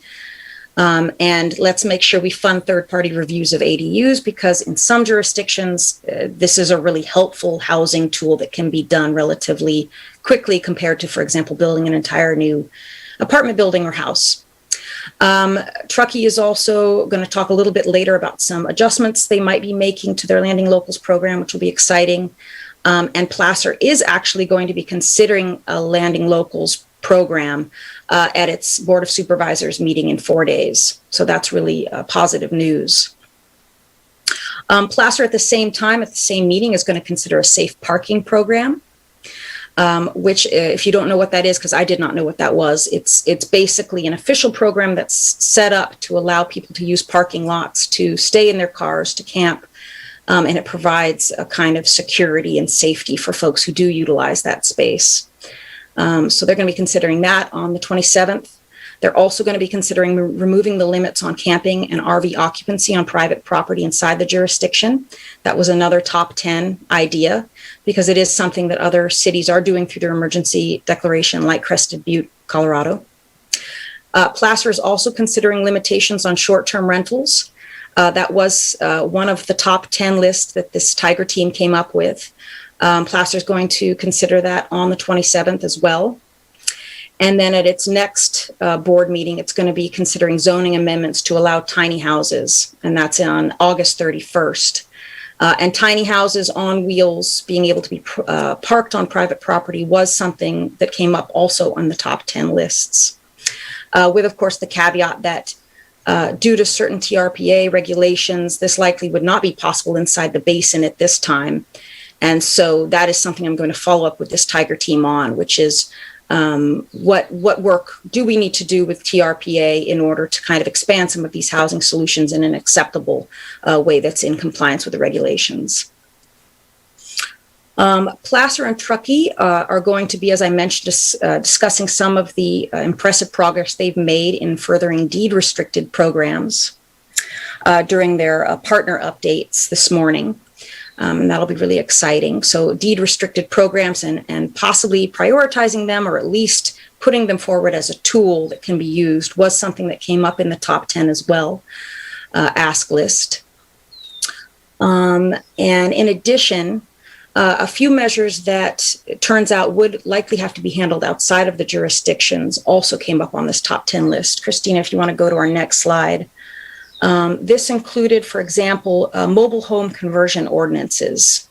There were some concerns that we need to protect residents and preserve affordable units at the state level, at any level. And it turns out that that is controlled by the state of California, specifically the California Department of Housing and Community Development. So that is something we would have to pursue outside of our localities if we want to put some kind of ordinance in place that protects residents when, for example, park hands change and ownership changes. Vacancy taxes was another top 10 idea. And ideas that were kind of put forward with vacancy taxes were that it might have to kind of come up as a ballot measure because any new or increased taxes, such as vacancy taxes, typically require voter approval under the California Constitution. So although cities like Oakland have adopted one, it is not clear as to whether we could pursue that and how we would pursue that. It did take over a year to draft kind of the implementing rules surrounding that because it was such a complicated subject. So that is something we need to look a little bit more closely into if we do indeed want to keep pursuing that. It isn't something that's going to be a very quick kind of turnaround as some of these other ideas like prioritizing deed restricted projects, for example. Temporary rent control was another thing that was brought up that some cities have pursued. As you know, California has a 10% limit and cap in place. There is a law called the Costa-Hawkins Rental Housing Act that preempts local rent control ordinances in a number of ways. Localities cannot regulate rents at single-family homes, condos, or apartments that were built after 1995. But it's also important to keep in mind that there was legislation enacted last year that did provide some statewide tenant protections, and we can circulate more information on that. Our statewide policy group can circulate more information on that if you're interested in that. That was AB 1482. So those are kind of the three issues that would need to be handled outside of the jurisdictions as far as we can tell at this time based on our meetings and our intel. There are also several measures that were suggested that would have significant public policy ramifications and would compel town council to engage in, for example, town council to engage in a lengthy public process for discussion. And that includes the camping and the RV occupancy and restrictions on short-term rentals, both of those topics. Because of the kind of controversy that they can bring about and some of the ramifications that they can bring about, such as, impacts on sewer and water, that would involve likely at the Truckee Town Council level some need for public weigh-in, and so they would be more long-term solutions, at least in that jurisdiction, as opposed to immediate. That being said, as I mentioned, Placer is considering these in 4 days. So on that level, it's coming up a little bit more quickly with Placer. Other ideas that were brought up, safe parking programs, as I mentioned, Placer is considering that in a few days. In terms of doing that in Truckee, one idea was brought up that we possibly approach churches and any other private property participants that might be interested in participating. Teresa, I know you mentioned Safeway already has security, and so they might be open to some kind of safe parking program overnight where they could help lend a hand with their security. And in terms of prioritizing deed restricted projects, if indeed that is something that any entity is interested in, that would be something that could be brought immediately to town council as a proposal. As we'll hear a little bit later during partner updates, Truckee is already making some really exciting progress with deed restricted projects. But if there were additional measures that folks wanted Truckee to take, that is something that you could just bring forward right away to them at their next meeting or a future meeting. So before I kind of turn things over to Stacy to talk about housing funding, I just want to ask and see if there's anyone who had any questions. I see, Teresa, you had your hand up. I did, but then I just got really active in the chat. I just wanted to make sure, very familiar with the mobile home tenancy law and sort of what does happen at the state level. But there is precedent in the state of California, and I believe that there is a role for the local jurisdictions when it comes to defining what a mobile home conversion is. So I pasted some of those, and like I said in the chat, I'll put this together in a more articulate way, but I just wanted to make sure that that doesn't sort of like forever get filed away in the like, well, nothing local that we can do, because I believe that there is. So that was my comment. Thank you. Great. Thank you, Teresa. That's really helpful. I'll bring that back in my follow-up meetings with the town heads and the attorneys. I really, really appreciate you doing that research for us. Okay. Was there anyone else who had a question whose hand I missed? Oh. Yeah, John has his hand up. Okay. Go ahead, John. Thank you. Just a couple of things, because I know these are kind of fine-grained in the weeds stuff, so I don't want to do them now. But I think when it comes to some of the more potentially divisive items like deed restrictions or rent controls or other property restrictions, rather than just use a global stance, I would propose that we put together very focused, laser-focused ad hoc committees that any one of the group can choose to sign up for, and I already know which ones I would sign up for, so that we could look at, like in terms of deed restrictions, options as to how to structure them and make them the best they can be if they're going to be there, and alternatives, so that we can also look at other ways to meet the same objectives without clouding title. And then like a separate ad hoc committee to look at rent control issues and what we could and should do, how we deal with both sides of the equation, both the tenant, which is critical, but also the owner, which deed restrictions, or not even deed restrictions, sorry, but rent controls have a direct and sometimes profound negative impact on the owner of the property. And you don't want to inadvertently decrease the number of available units by chilling people out of that market by making it so unattractive. So I think, in short, if we could create ad hoc committees on some of the more potentially controversial items and just bang them out in 1 or 2 sessions, I think that would be quite helpful to reducing some of the Pepto-Bismol I'm drinking. Okay. Great. Great. Thank you, John. And I think it will be helpful when we hear from the partners, because I know not only is Placer going to talk a little bit about their new workforce housing preservation program, which is a deed restricted specific program, but Truckee recently gathered comments specifically from the community about how they should potentially structure a below market rate program, which is a deed restricted program. So I know in the future, they're going to be gathering more comments about that as a consultant works on the topic. So I just kind of want folks to wait until after partner updates to make sure they know what's already out there and kind of in the works. It's so important that we get our work out there that partners are working on, so that everybody's kind of in the loop about what we do have, what's in the works, and kind of what we still need. So absolutely. And then we will follow up on any Tiger teams that need to be formed and meetings that need to happen. Absolutely.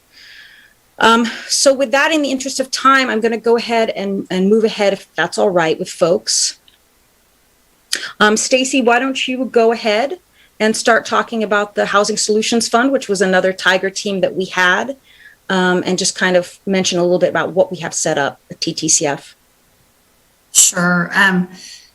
Actually, before we flash the screen, I want to back up a second and first of all, acknowledge our timing is getting short. And so I think that there are some jurisdictional updates and the partner updates that are very important. I want to make sure we make time for that.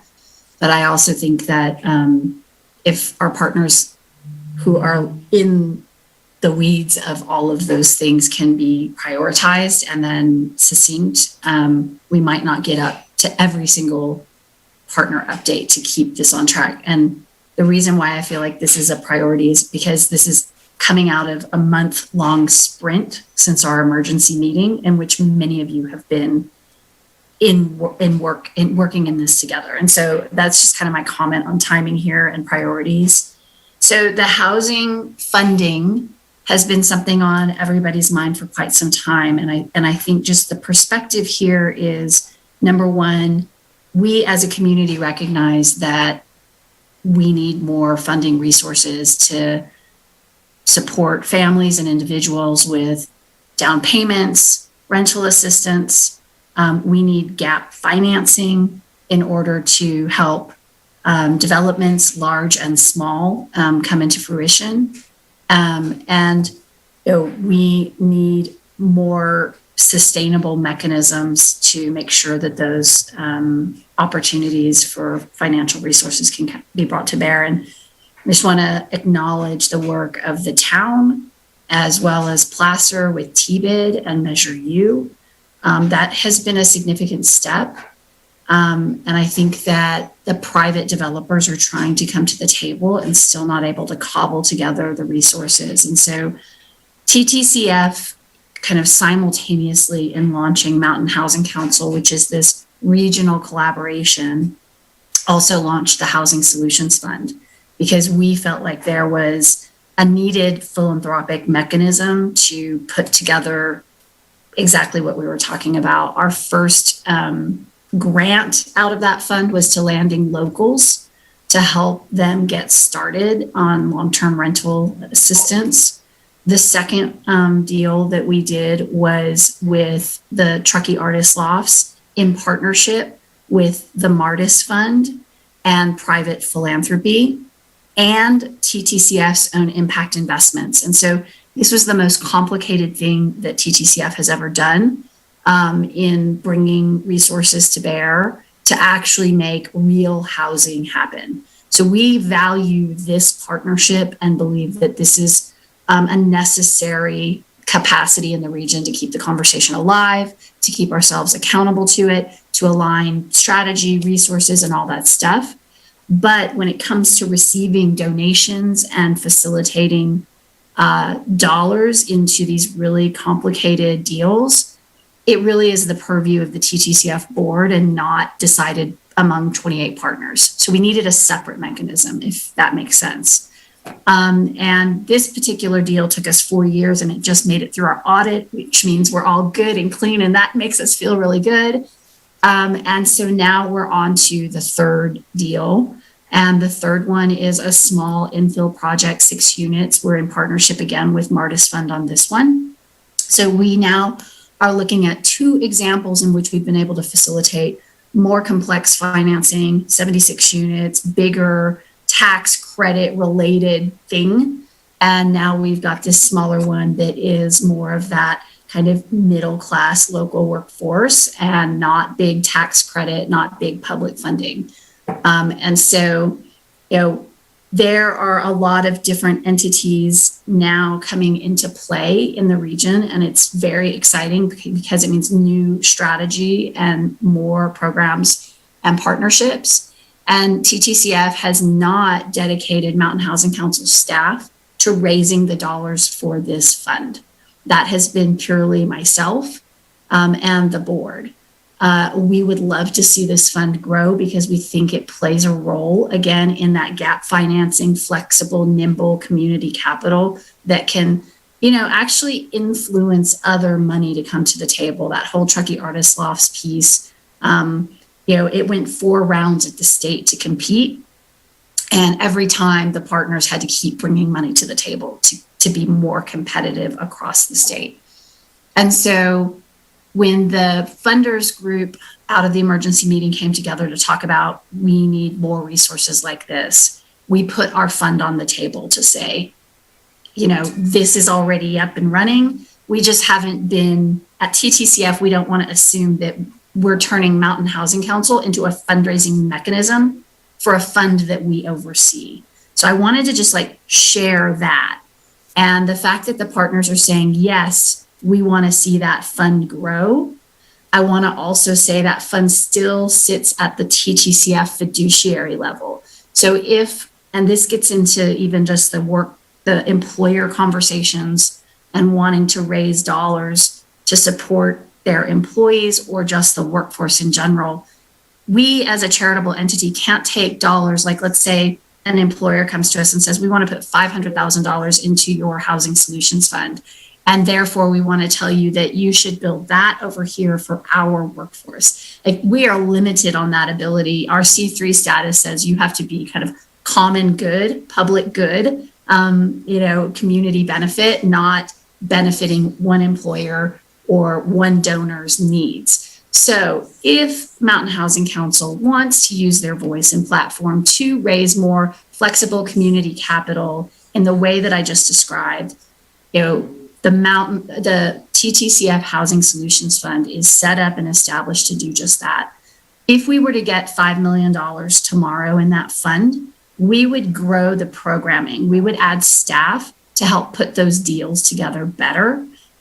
Or we would find a partner to help put those deals together. So the board will cross that path in its time, but at the end of the day, the TTCF board is the one who kind of has to decide the deployment of those. The beautiful thing about Mountain Housing Council being under TTCF is it means that we're always going to kind of align with the community, right? Like everything that you're defining achievable is signaling to everyone in the community, all the institutions, including TTCF, what the community is weighing in and saying that they need. So I needed to take a moment and share with you not only the back end of what TTCF has been doing over time. I don't think we're ever going to turn into a real estate holding agency. We're not going to be an authority in the sense that we're going to go after land and houses and hotels and transform them and then property manage them. I think that's a whole different thing.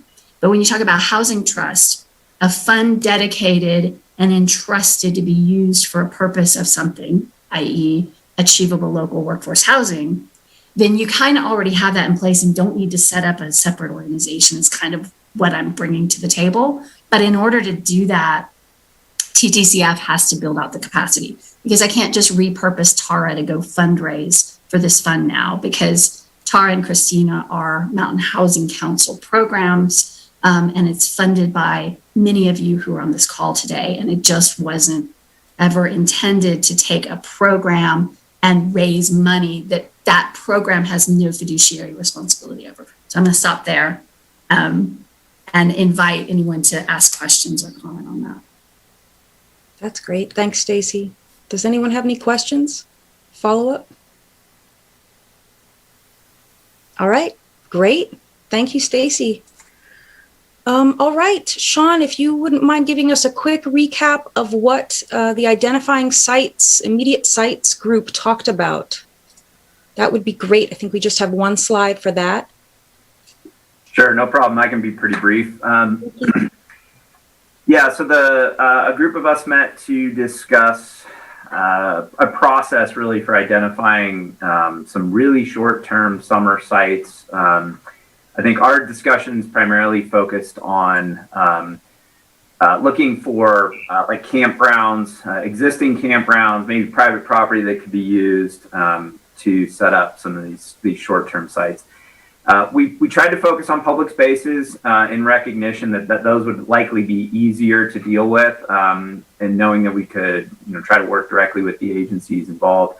Although we also recognize that some of those agencies would not likely come to the table as easily as others. So, we talked about campgrounds. I think that was our number one suggestion was existing campgrounds, primarily because they have infrastructure there, right? They have sewer or bathrooms, and they have water and garbage service. So those would be the low-hanging fruit. At least in the basin side, primarily those campgrounds are Forest Service and state parks campgrounds. I know there's already been some outreach, and I think Tara mentioned earlier, state parks was not receptive. Unfortunately, not surprising. Likely we would get, and I don't know if anybody's made that outreach, but probably the same from the Forest Service as well. So limited, unfortunately, in the short term on those. TCPD actually does own a campground. It's a primitive campground. It's about 25 spaces, does not have bathrooms, and has one water spigot.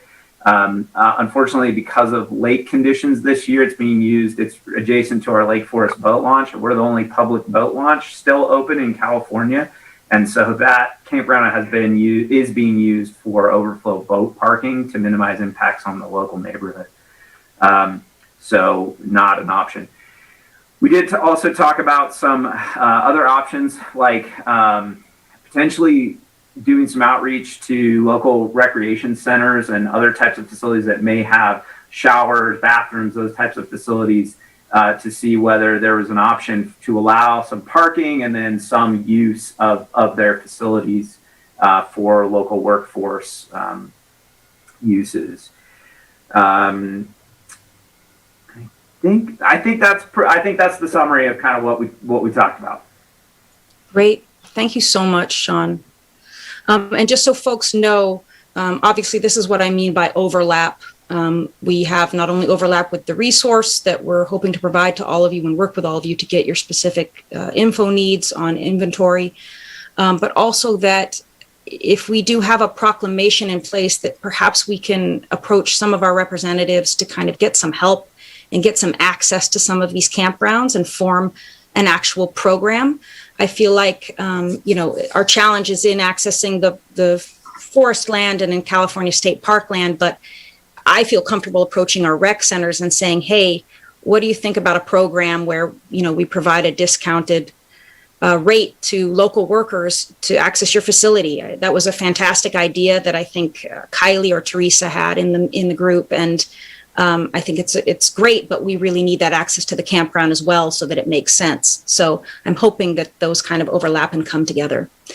Sorry, real quick. One other thing that I wanted to mention that we did have some discussion about was potentially figuring out a way to do a quick, more focused survey to try to define the numbers that we're talking about related to folks living in their cars. So part of the discussion was, what are we trying to find? Are we trying to find 20 spaces, or are we trying to find 200?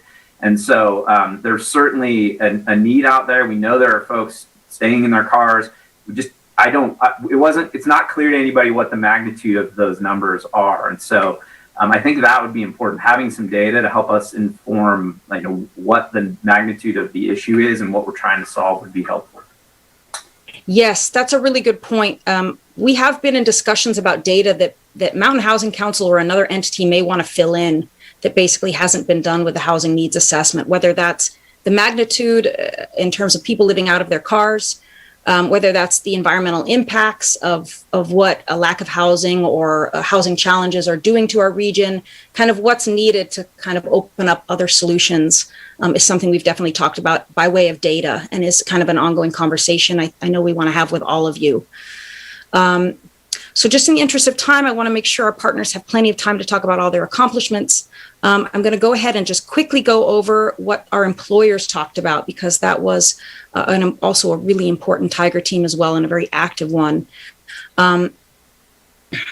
Just to kind of give you a little bit of a recap, Billy Griffin with New Moon Natural Foods did a significant amount of research into workforce housing co-op option. We do have kind of a diverse group here in terms of some are interested in that, while others are expressed interest in possibly purchasing property together. And still others have already successfully kind of started renting out apartments ahead of time for their employees, and then rented those apartments out to their employees at discounted rates. And so we have kind of just a huge variety, diverse group of employers with different needs and different interests. But regardless of this, our employer group agreed that their first step was really to get some advice on the different legal entities that could possibly be formed to pursue this general idea of employers providing employee housing, period. So we set up a call with an attorney expert in this area. We had that presentation available. If you missed it and you want to watch it, just shoot me an email and I'll be happy to send it to you. But just to kind of give you an idea, that's kind of where things are at. We're really kind of exploring all the different options that employers have to kind of take their next steps. And it may be a variety of different approaches. It may be one big approach, but that's kind of where things are with the employer group. So Christine, if you want to go to the next slide, I just kind of want to recap some of the highlights of our emergency discussions over the last month, and kind of some of our plans for moving forward. Again, in addition to pursuing all of the many other ideas that all of you had.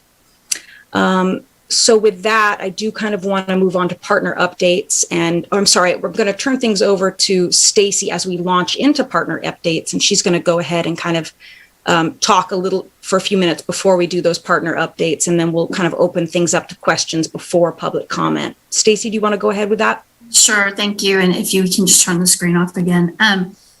So I just want to report out, we are a year into Mountain Housing Council 2.0. And if you recall, it was structured for 3 years in 1.0, and different partners came together to help fund it. Other partners who we didn't ask for funding from promise to bring their networks, their associations, their communication platforms, and their voice. The way Mountain Housing Council was designed was really to be kind of grassroots up and treetops down, and we're all working together. And so, we promise to convene and connect. You promise to send your top leaders, top elected, top staff who were decision makers, who could then delegate to your own staff to help populate Tiger teams with the right expertise and right conversations, so that not everybody here is doing the heavy lifting. So for example, if you're like the primary and secondary representative of your partnership, you don't have to be at every Tiger team. Hopefully you've got board members and you've got staff members that you can encourage to populate these. And so I'm just reminding you that there is a lot of work to get done. There are a lot of meetings that we're coordinating, and we're seeing a lot of the same ones, and we appreciate that. But I think we need to ask of our own institutions, networks, and associations to help with this lift. And so I'm offering and signaling you to do that. We align resources and strategies together, and we inspire implementation. So Mountain Housing Council isn't the implementer. We can help give you all of the connections, and we can bring in an attorney to help you think through certain things when we have the resources to do that. But at the end of the day, we all have to kind of figure out how these things implement collectively. And then we look to you to be carrying the information throughout your institution. So when you leave these meetings, to be able to share the packet with your board, share the packet with your staff, share the link of this meeting on your newsletter. Because again, it cannot be 60 of us fixing this. We all have to be really optimizing how we work together, and then showing up for each other. Some of you are taking really bold moves in the positions of power that you have to advance agendas, not only internally, but externally with the resources you have. And so it's our opportunity as Mountain Housing Council partners to show up and cheerlead when our peers are doing that within their own institutions. And within your own institutions, you're telling us, Mountain Housing Council, hey, we're having a public meeting and we need some people to help us, figure this out. Mountain Housing Council isn't going to fill a room with yeses and nos. You individually as partners need to really think about, what is my role there and what is my voice there? And you can say, I'm a Mountain Housing Council partner, but you can still hold your own opinion or institutional opinion, because we're showing up and advocating in general for achievable local workforce housing. So what you should know is the annual report will be coming out. So we are tied to a fiscal year. And so our funding partners, we ask for you to fund it for the fiscal year starting July 1st. With the annual report to our funding partners, we will send an invoice because we have real bills to pay associated with this.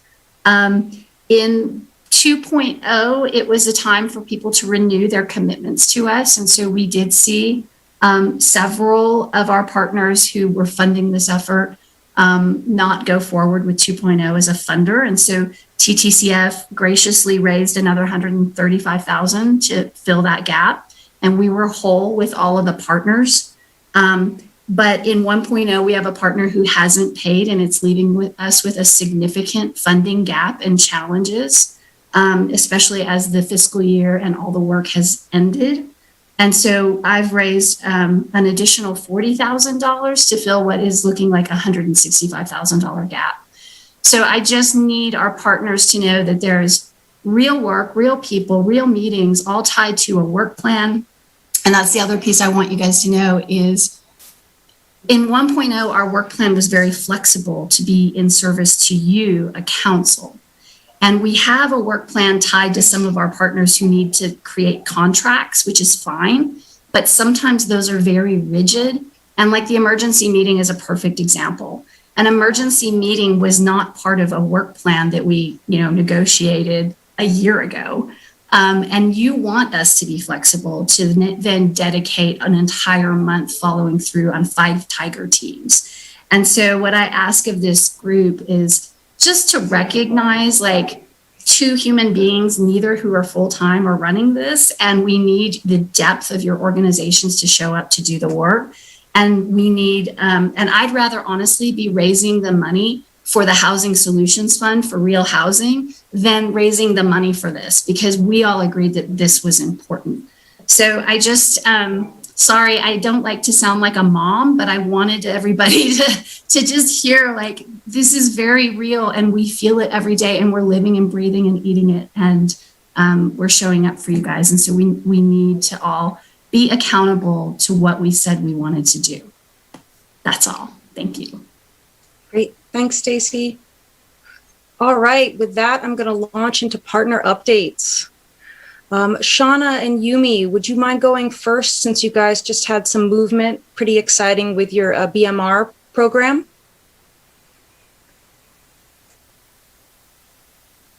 Oh, I'm sorry, Shauna Doherty? Yep. Yeah. Hi, everyone. Shauna Doherty, Town of Truckee Housing. Yumi's going to talk a little bit about the exciting general plan workshops that we have planned for next week. Pretty innovative all over town, so I'm going to have her talk to that. So, let me grab my notes. Last town council, we did present to council below market rate housing program that would allow us to buy deed restrictions in a number of ways, including from new home buyers, from potentially existing homeowners, and then potentially from developers of market rate, multifamily and single family, to lock down more affordability beyond the 15% inclusionary. So we are going to be working with a consultant over the next few months to develop that program, including reaching out to all of you to get more feedback on that. This is similar to the Placer Housing Preservation Program, so we continue to be in lockstep with them on how we roll that out together. So very exciting. Partnerships front, town is looking to join the Truckee Tahoe Workforce Housing Agency to provide that resource to our staff base. And we will be taking that final membership ask to council in August. ADU program continues. We did a whole redo of the website based on the continued questions and comments we've been getting. So hopefully that's a lot easier for people to navigate the permitting and the information. Rolling out the loans and grants in August. There are 17 ADUs under review right now at the town. So those are starting to come in more regularly. Big thanks to Mountain Housing Council for hosting the emergency meetings this month. Really helped to sort of heat up the issue that we all work on and spotlight it even more, and had a lot of great conversations. We at the town have decided that, in response to that escalating need, and that we're hearing that, we looked internally at what we could do with our existing programs to expand to respond to the needs. So we're taking to council at the next council meeting and a huge expansion of our program. In fact, we're moving from calling it the long-term rental grant program to calling it now the local workforce rental grant program. So notice the word. And that means that we are expanding to include, we're going from one grant where we used to give one grant to homeowners for renting for 12 months. And now we're going to expand to 6 grants. And we're going to include, we're adding rooms, and we're including 3 months, 6 months, and anything in between. So basically, anything you want to rent, we will give you a grant for. And we've tripled the bottom of the top amount. So, and we've also shifted from serving basing grants off of a house to the grants based on number of workforce served. So if you rent, if somebody rents their house for 12 months and they have 3 rooms and they're serving 3 local employees, meaning they work within the Tahoe Truckee region, that they could get up to $10,000. So big shift up as a result of us hearing what was said at the meetings hosted by Mountain Housing Council this month. Projects. It's exciting to see people moving into Truckee Artist Lofts. I was also over there yesterday and seeing the moving trucks and people moving in. There are still a few rooms. Sorry, I'm trying to go fast. There are a few apartments still available. One of the 80% AMIs, 3 bedrooms, and then a couple in the 50% AMI. So Ron is the new property manager over there. He has an office and he lives there on site, and he is absolutely going crazy with imagining moving people in while you're still basically under, fixing things. So everybody, please be nice to Ron and be patient. And I know people are frustrated, but it's literally moving people in as the airplane is being built and flying. So Coldstream is all approved and they're leasing up. So Coldstream Common, remember, is 48 units, 60% AMI and below, 1 and 2 bedrooms. You can pick up applications now at the town hall. We have them in the foyer. And then Sierra Community House, Judith over there, but you can just call Sierra Community House. If people need help filling out those applications, they can work with her, but you can also pick up applications at the town, and they're trying to lease up and through August, and they absolutely need more people to apply. And that's it. And then I'll hand it over to Yumi. Great, thanks, Shauna. Go ahead, Yumi. Do you want to talk about the GPAC community workshops?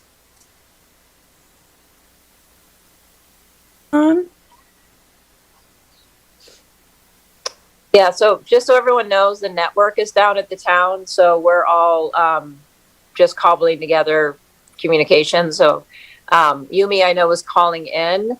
Doesn't look like. Yeah, I'm not sure if she's on, but okay. So next week, I think we'll send this out to everybody, but the town of Truckee is hosting sort of a community-wide set of workshops for to gather feedback on the land use alternatives of our general plan. Really, really critical document that sets the blueprint for how we in the town of Truckee want to use our land and set the tone for development over the next 20 years. So we are going out into the field and hosting a series of workshops out in the community in different neighborhoods. So we will make sure to get that information out to you, and hopefully you will participate. And as Stacy said, really share with your networks, because this is the time to get involved. Thanks. Awesome. Thank you, Shauna. Sue, yes, I will paste some sites where outside of Truckee, folks can advertise renting rooms to the local workforce. In the meantime, Shauna Purvines, if you'd like to talk a little bit about Placer's exciting new workforce preservation program, as well as the first-time homebuyer assistance program, that'd be great. Sure. So Shauna Purvines, Placer County.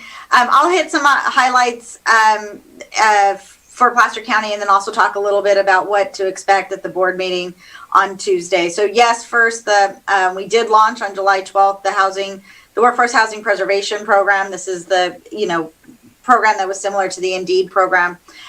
Prior to even launching it, we had over 3,000 people that signed up for the newsletter. So it was kind of clearly a big interest, and we knew that was going to be the case, but it was great to see that level of interest on the newsletter. Since that time, we've had a number of people that have signed up for it. It's kind of a 2-step process, kind of first getting, qualified, and then of course finding a place. And so that's where we know people are probably going to get hung up right now, particularly with the prices. But at least, it's kind of a first come, first serve program. So once they're in and set up, then, we're able to kind of help them as they're going forward. That has been funded by the county for $500,000, and then we're in the process of looking at other funding sources through our TBID program or the original TOT to see where we might be able to further fund that and in other ways as well. And then Hopkins Village, so this is the 40 units there near on Schaefer's Road. The county I think you guys are all aware, we're working with a builder to get those built. The thing that probably excited me most about it is we're down to only about 16 openings left, meaning we have qualified individuals that are ready to go and to buy.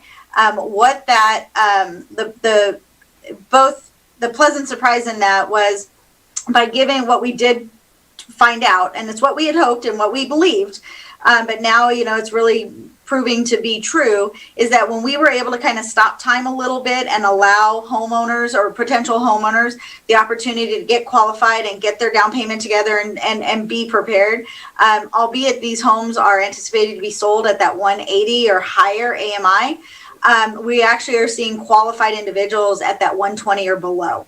Because they're able to get that funding, as needed. When they're operating on the open market, they just don't have the time and the ability to get there. So this is really, a good opportunity for us as we go forward and look for new projects, to know that by giving them that time, we'll be able to serve, a lower, or a more middle AMI amount for purchasing homes, even though the cost of construction may require it to be sold at a little higher price. Placer is taking forward, I know Tara mentioned it, a package of housing code amendments. It went to our planning commission yesterday. The planning commission actually did postpone it, giving the public a little more opportunity to provide comments. We'll be back to the planning commission on the 12th to answer a few of their questions. And then from there, we'll reschedule it and renotice it. So if you're so inclined and you are, supportive, particularly of things like those tiny homes or some of the other barriers to entry that we're trying to reduce for housing, this would be a good opportunity to submit those comments. The Meadowview Place, this is the 56 affordable units up there at Schaefer's, moving right along. They did begin their marketing, or will begin their marketing here in July and August. Their anticipation is occupancy late fall, probably winter, so that November, December timeline. So pretty much right on target. We're looking forward to getting those up and running.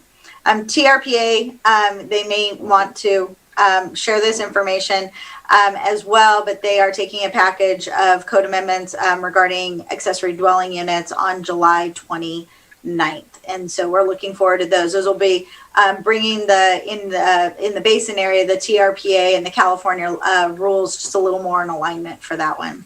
So as to the board item on Tuesday, so what staff will be bringing forward to the board following Mountain Housing Council's update is a update on the emergency housing meeting and talking with the board on those items where we feel the county has the authority or the oversight for each of those programs, such as, the safe parking or some of the other shelter or emergency housing requirements. So at this time, there is no action.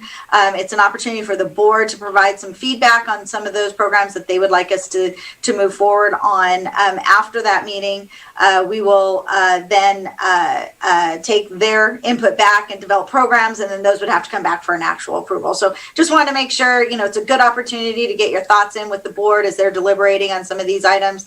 But just to be clear that there won't be any actions taking on those programs on Tuesday. So with that, again, thank you, Mountain Housing Council, for convening the emergency meeting. It was, I think, it was timely. It was something that, really kind of gets all of our, juices working to really address just an emergency, a crisis that we currently have right now. Awesome. Thank you, Shauna. That was so efficiently done. Does anyone have any questions for Shauna? All right. Alyssa, did you want to touch on that TRPA July 29th action item? I think we were still, the timing was still up in the air when we put out our newsletter as to when that meeting was happening. So that would be great if you want to just do a minute on that. Yeah. And thank you, Shauna, for that quick introduction for what we're bringing forward next week to our governing board. And so our Tahoe Living Working Group, which some of you are a part of in this group, has been working on a package of code amendments related to ADUs and a couple of other items. for the past couple months. And we're finally bringing that forward next Thursday, July 29th, to our governing board for approval. And specifically the ADU package, which is what we've been calling our basic ADU package, that there's a couple of components to that. So one is removing the 1 acre parcel size requirement that we currently have. And so with that, all residential parcels will now be eligible to build an ADU, so long as they have enough coverage to build a detached ADU, or they are planning to build an ADU like over the garage or within their existing coverage. It also removes the noticing requirements to neighbors, because this will be an allowed use. And kind of aside from the ADU conversation, the couple of other components that we're bringing forward with the package is expanding the bonus unit boundary, which is essentially where TRPA provides free development rights to residential deed restricted units. And so this will just expand that area and allow more parcels to be eligible for those bonus units. And then the third big change is allowing higher density when property owners are converting hotel and motel units to residential. And so just kind of clearing up some discrepancies that we've had with density between EAUs and residential in the past. And specifically related to ADUs, we know and we recognize, and our staff has, or our working group members have voiced that more needs to be done with ADUs, and we know this, but we felt like this package is kind of one that we can move forward relatively quickly, and as Shauna mentioned, better align with the California state law that exists right now. So if anyone feels strongly about these code amendments, we'd love for any comment letters to be forwarded to our governing board, and I can put the email in the chat for that. Great, thanks, Alyssa. Does anyone have questions for Alyssa? All right, great. Heidi, I think you wanted to go next with some updates. Yeah, thanks. So the Martis Fund Board has approved an additional $250,000 for our down payment assistance program. As many of you know, we've provided over $2 million since 2016 on that program, so we're pretty excited about that. They've also approved $1 million for the next 2 years for a deed restriction program, and we're working out those details now, but it would go in alignment, with Placer County's program, the Workforce Housing Preservation Program, and the town's program as well. So pretty excited. So those are my updates. Great. Thank you. Thank you, Heidi. Does anyone else have updates? We have maybe 1 or 2 minutes. Anyone? Okay, with that, Emily Vitus has her hand up. Oh, okay. Go ahead, Emily. Thanks. I'll make it quick. First off, thank you so much for all of the hard work everybody is doing right now. It's really impressive to see how much is coming in front of our councils and our boards, et cetera. So really exciting, and thank you. A few quick updates on our end. Just completed our first year of housing activities for our employees. Served about 100 employees, finding housing for 18 employees and their families. As Shauna Doherty mentioned, we are expanding to include the 2 counties and the town as new member agencies. As we all know, their employees look very similar to those of our founding member agencies. They are providing very crucial services to keep our community running, healthcare, education, power, et cetera. So want to make sure that we are supporting their employees as well. We are working on completing a master leasing program that will allow us to secure larger blocks of units and individual homes and units for our employees' use, hopefully for longer term than a year at a time. And we are very close to securing our first site for workforce housing development. So more information on that coming soon. Additionally, we are looking at working with Martis Fund or Sierra Business Council on a down payment assistance program. We'll be working on that over the next few months, and many of our members are interested in supporting a down payment assistance program of some sort. Would like to partner instead of creating our own. So glad that we have some good partners here in the community to look to. For now, that is it. Thank you. And Emily, it's Shauna. Sorry, it was on my bulleted list to mention that is an item as well on the board on Tuesday.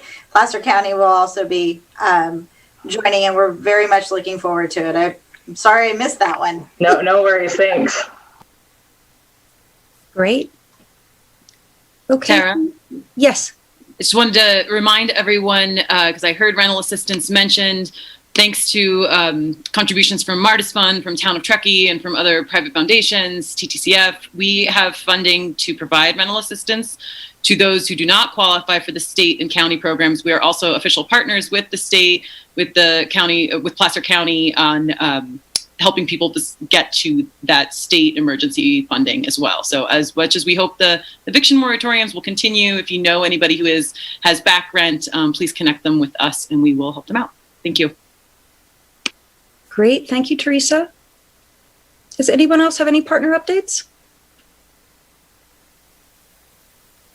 Okay, with that, I'm going to open things up for public comments. Christina, do you want to just put up the protocol? We've put up these guidelines, including time limits and being respectful of everyone's comments, just so folks kind of have them up in case they want to make any kind of public comments.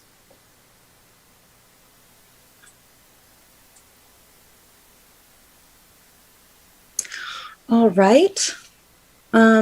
Maybe while I have that open, I'll just answer a few last questions. Brett, you brought up the idea about kind of this term deed restricted and whether it should be changed to buyer assistance programs. Kind of, that's what Truckee's kind of pursuing a little bit, or down payment assistance programs. I think we might actually have a lunch and learn program in the future about this. Maybe we'll set up some kind of debate or something like that where we look at kind of deed restrictions, because I've heard this a lot from some of our partners about looking at deed restricted and how we make sure that it comports with kind of a certain time frame so that you're not ending up with restrictions that are kind of out of date and onerous. And so we might, I think it would be worth kind of revisiting this idea in a lunch and learn. So thank you very much, everyone. Christina, do you want to just go ahead and flash that last slide that puts everyone on notice about future quarterly meetings? Great. And with that, I'm going to give Stacy the last few minutes, I think, to close us out and kind of thank you all for being here.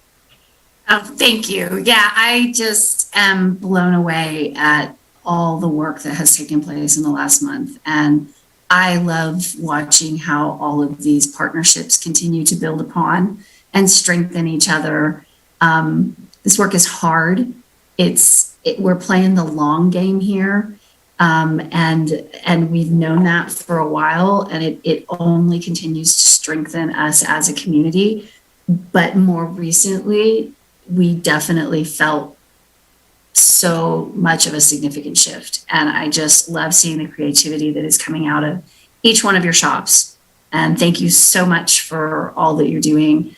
And look forward to catching you on a Zoom in the future. But I also look forward to a time when we can convene again over breakfast tacos and just enjoy each other's presence. So thank you.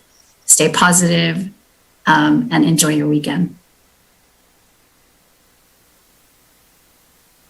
Thank you, Stacy, and thanks to everyone. Have a good weekend.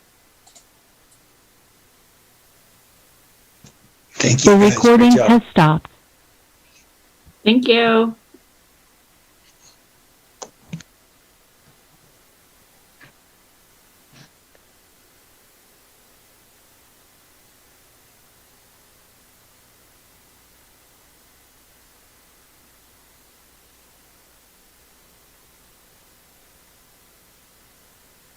I was just going to say good job.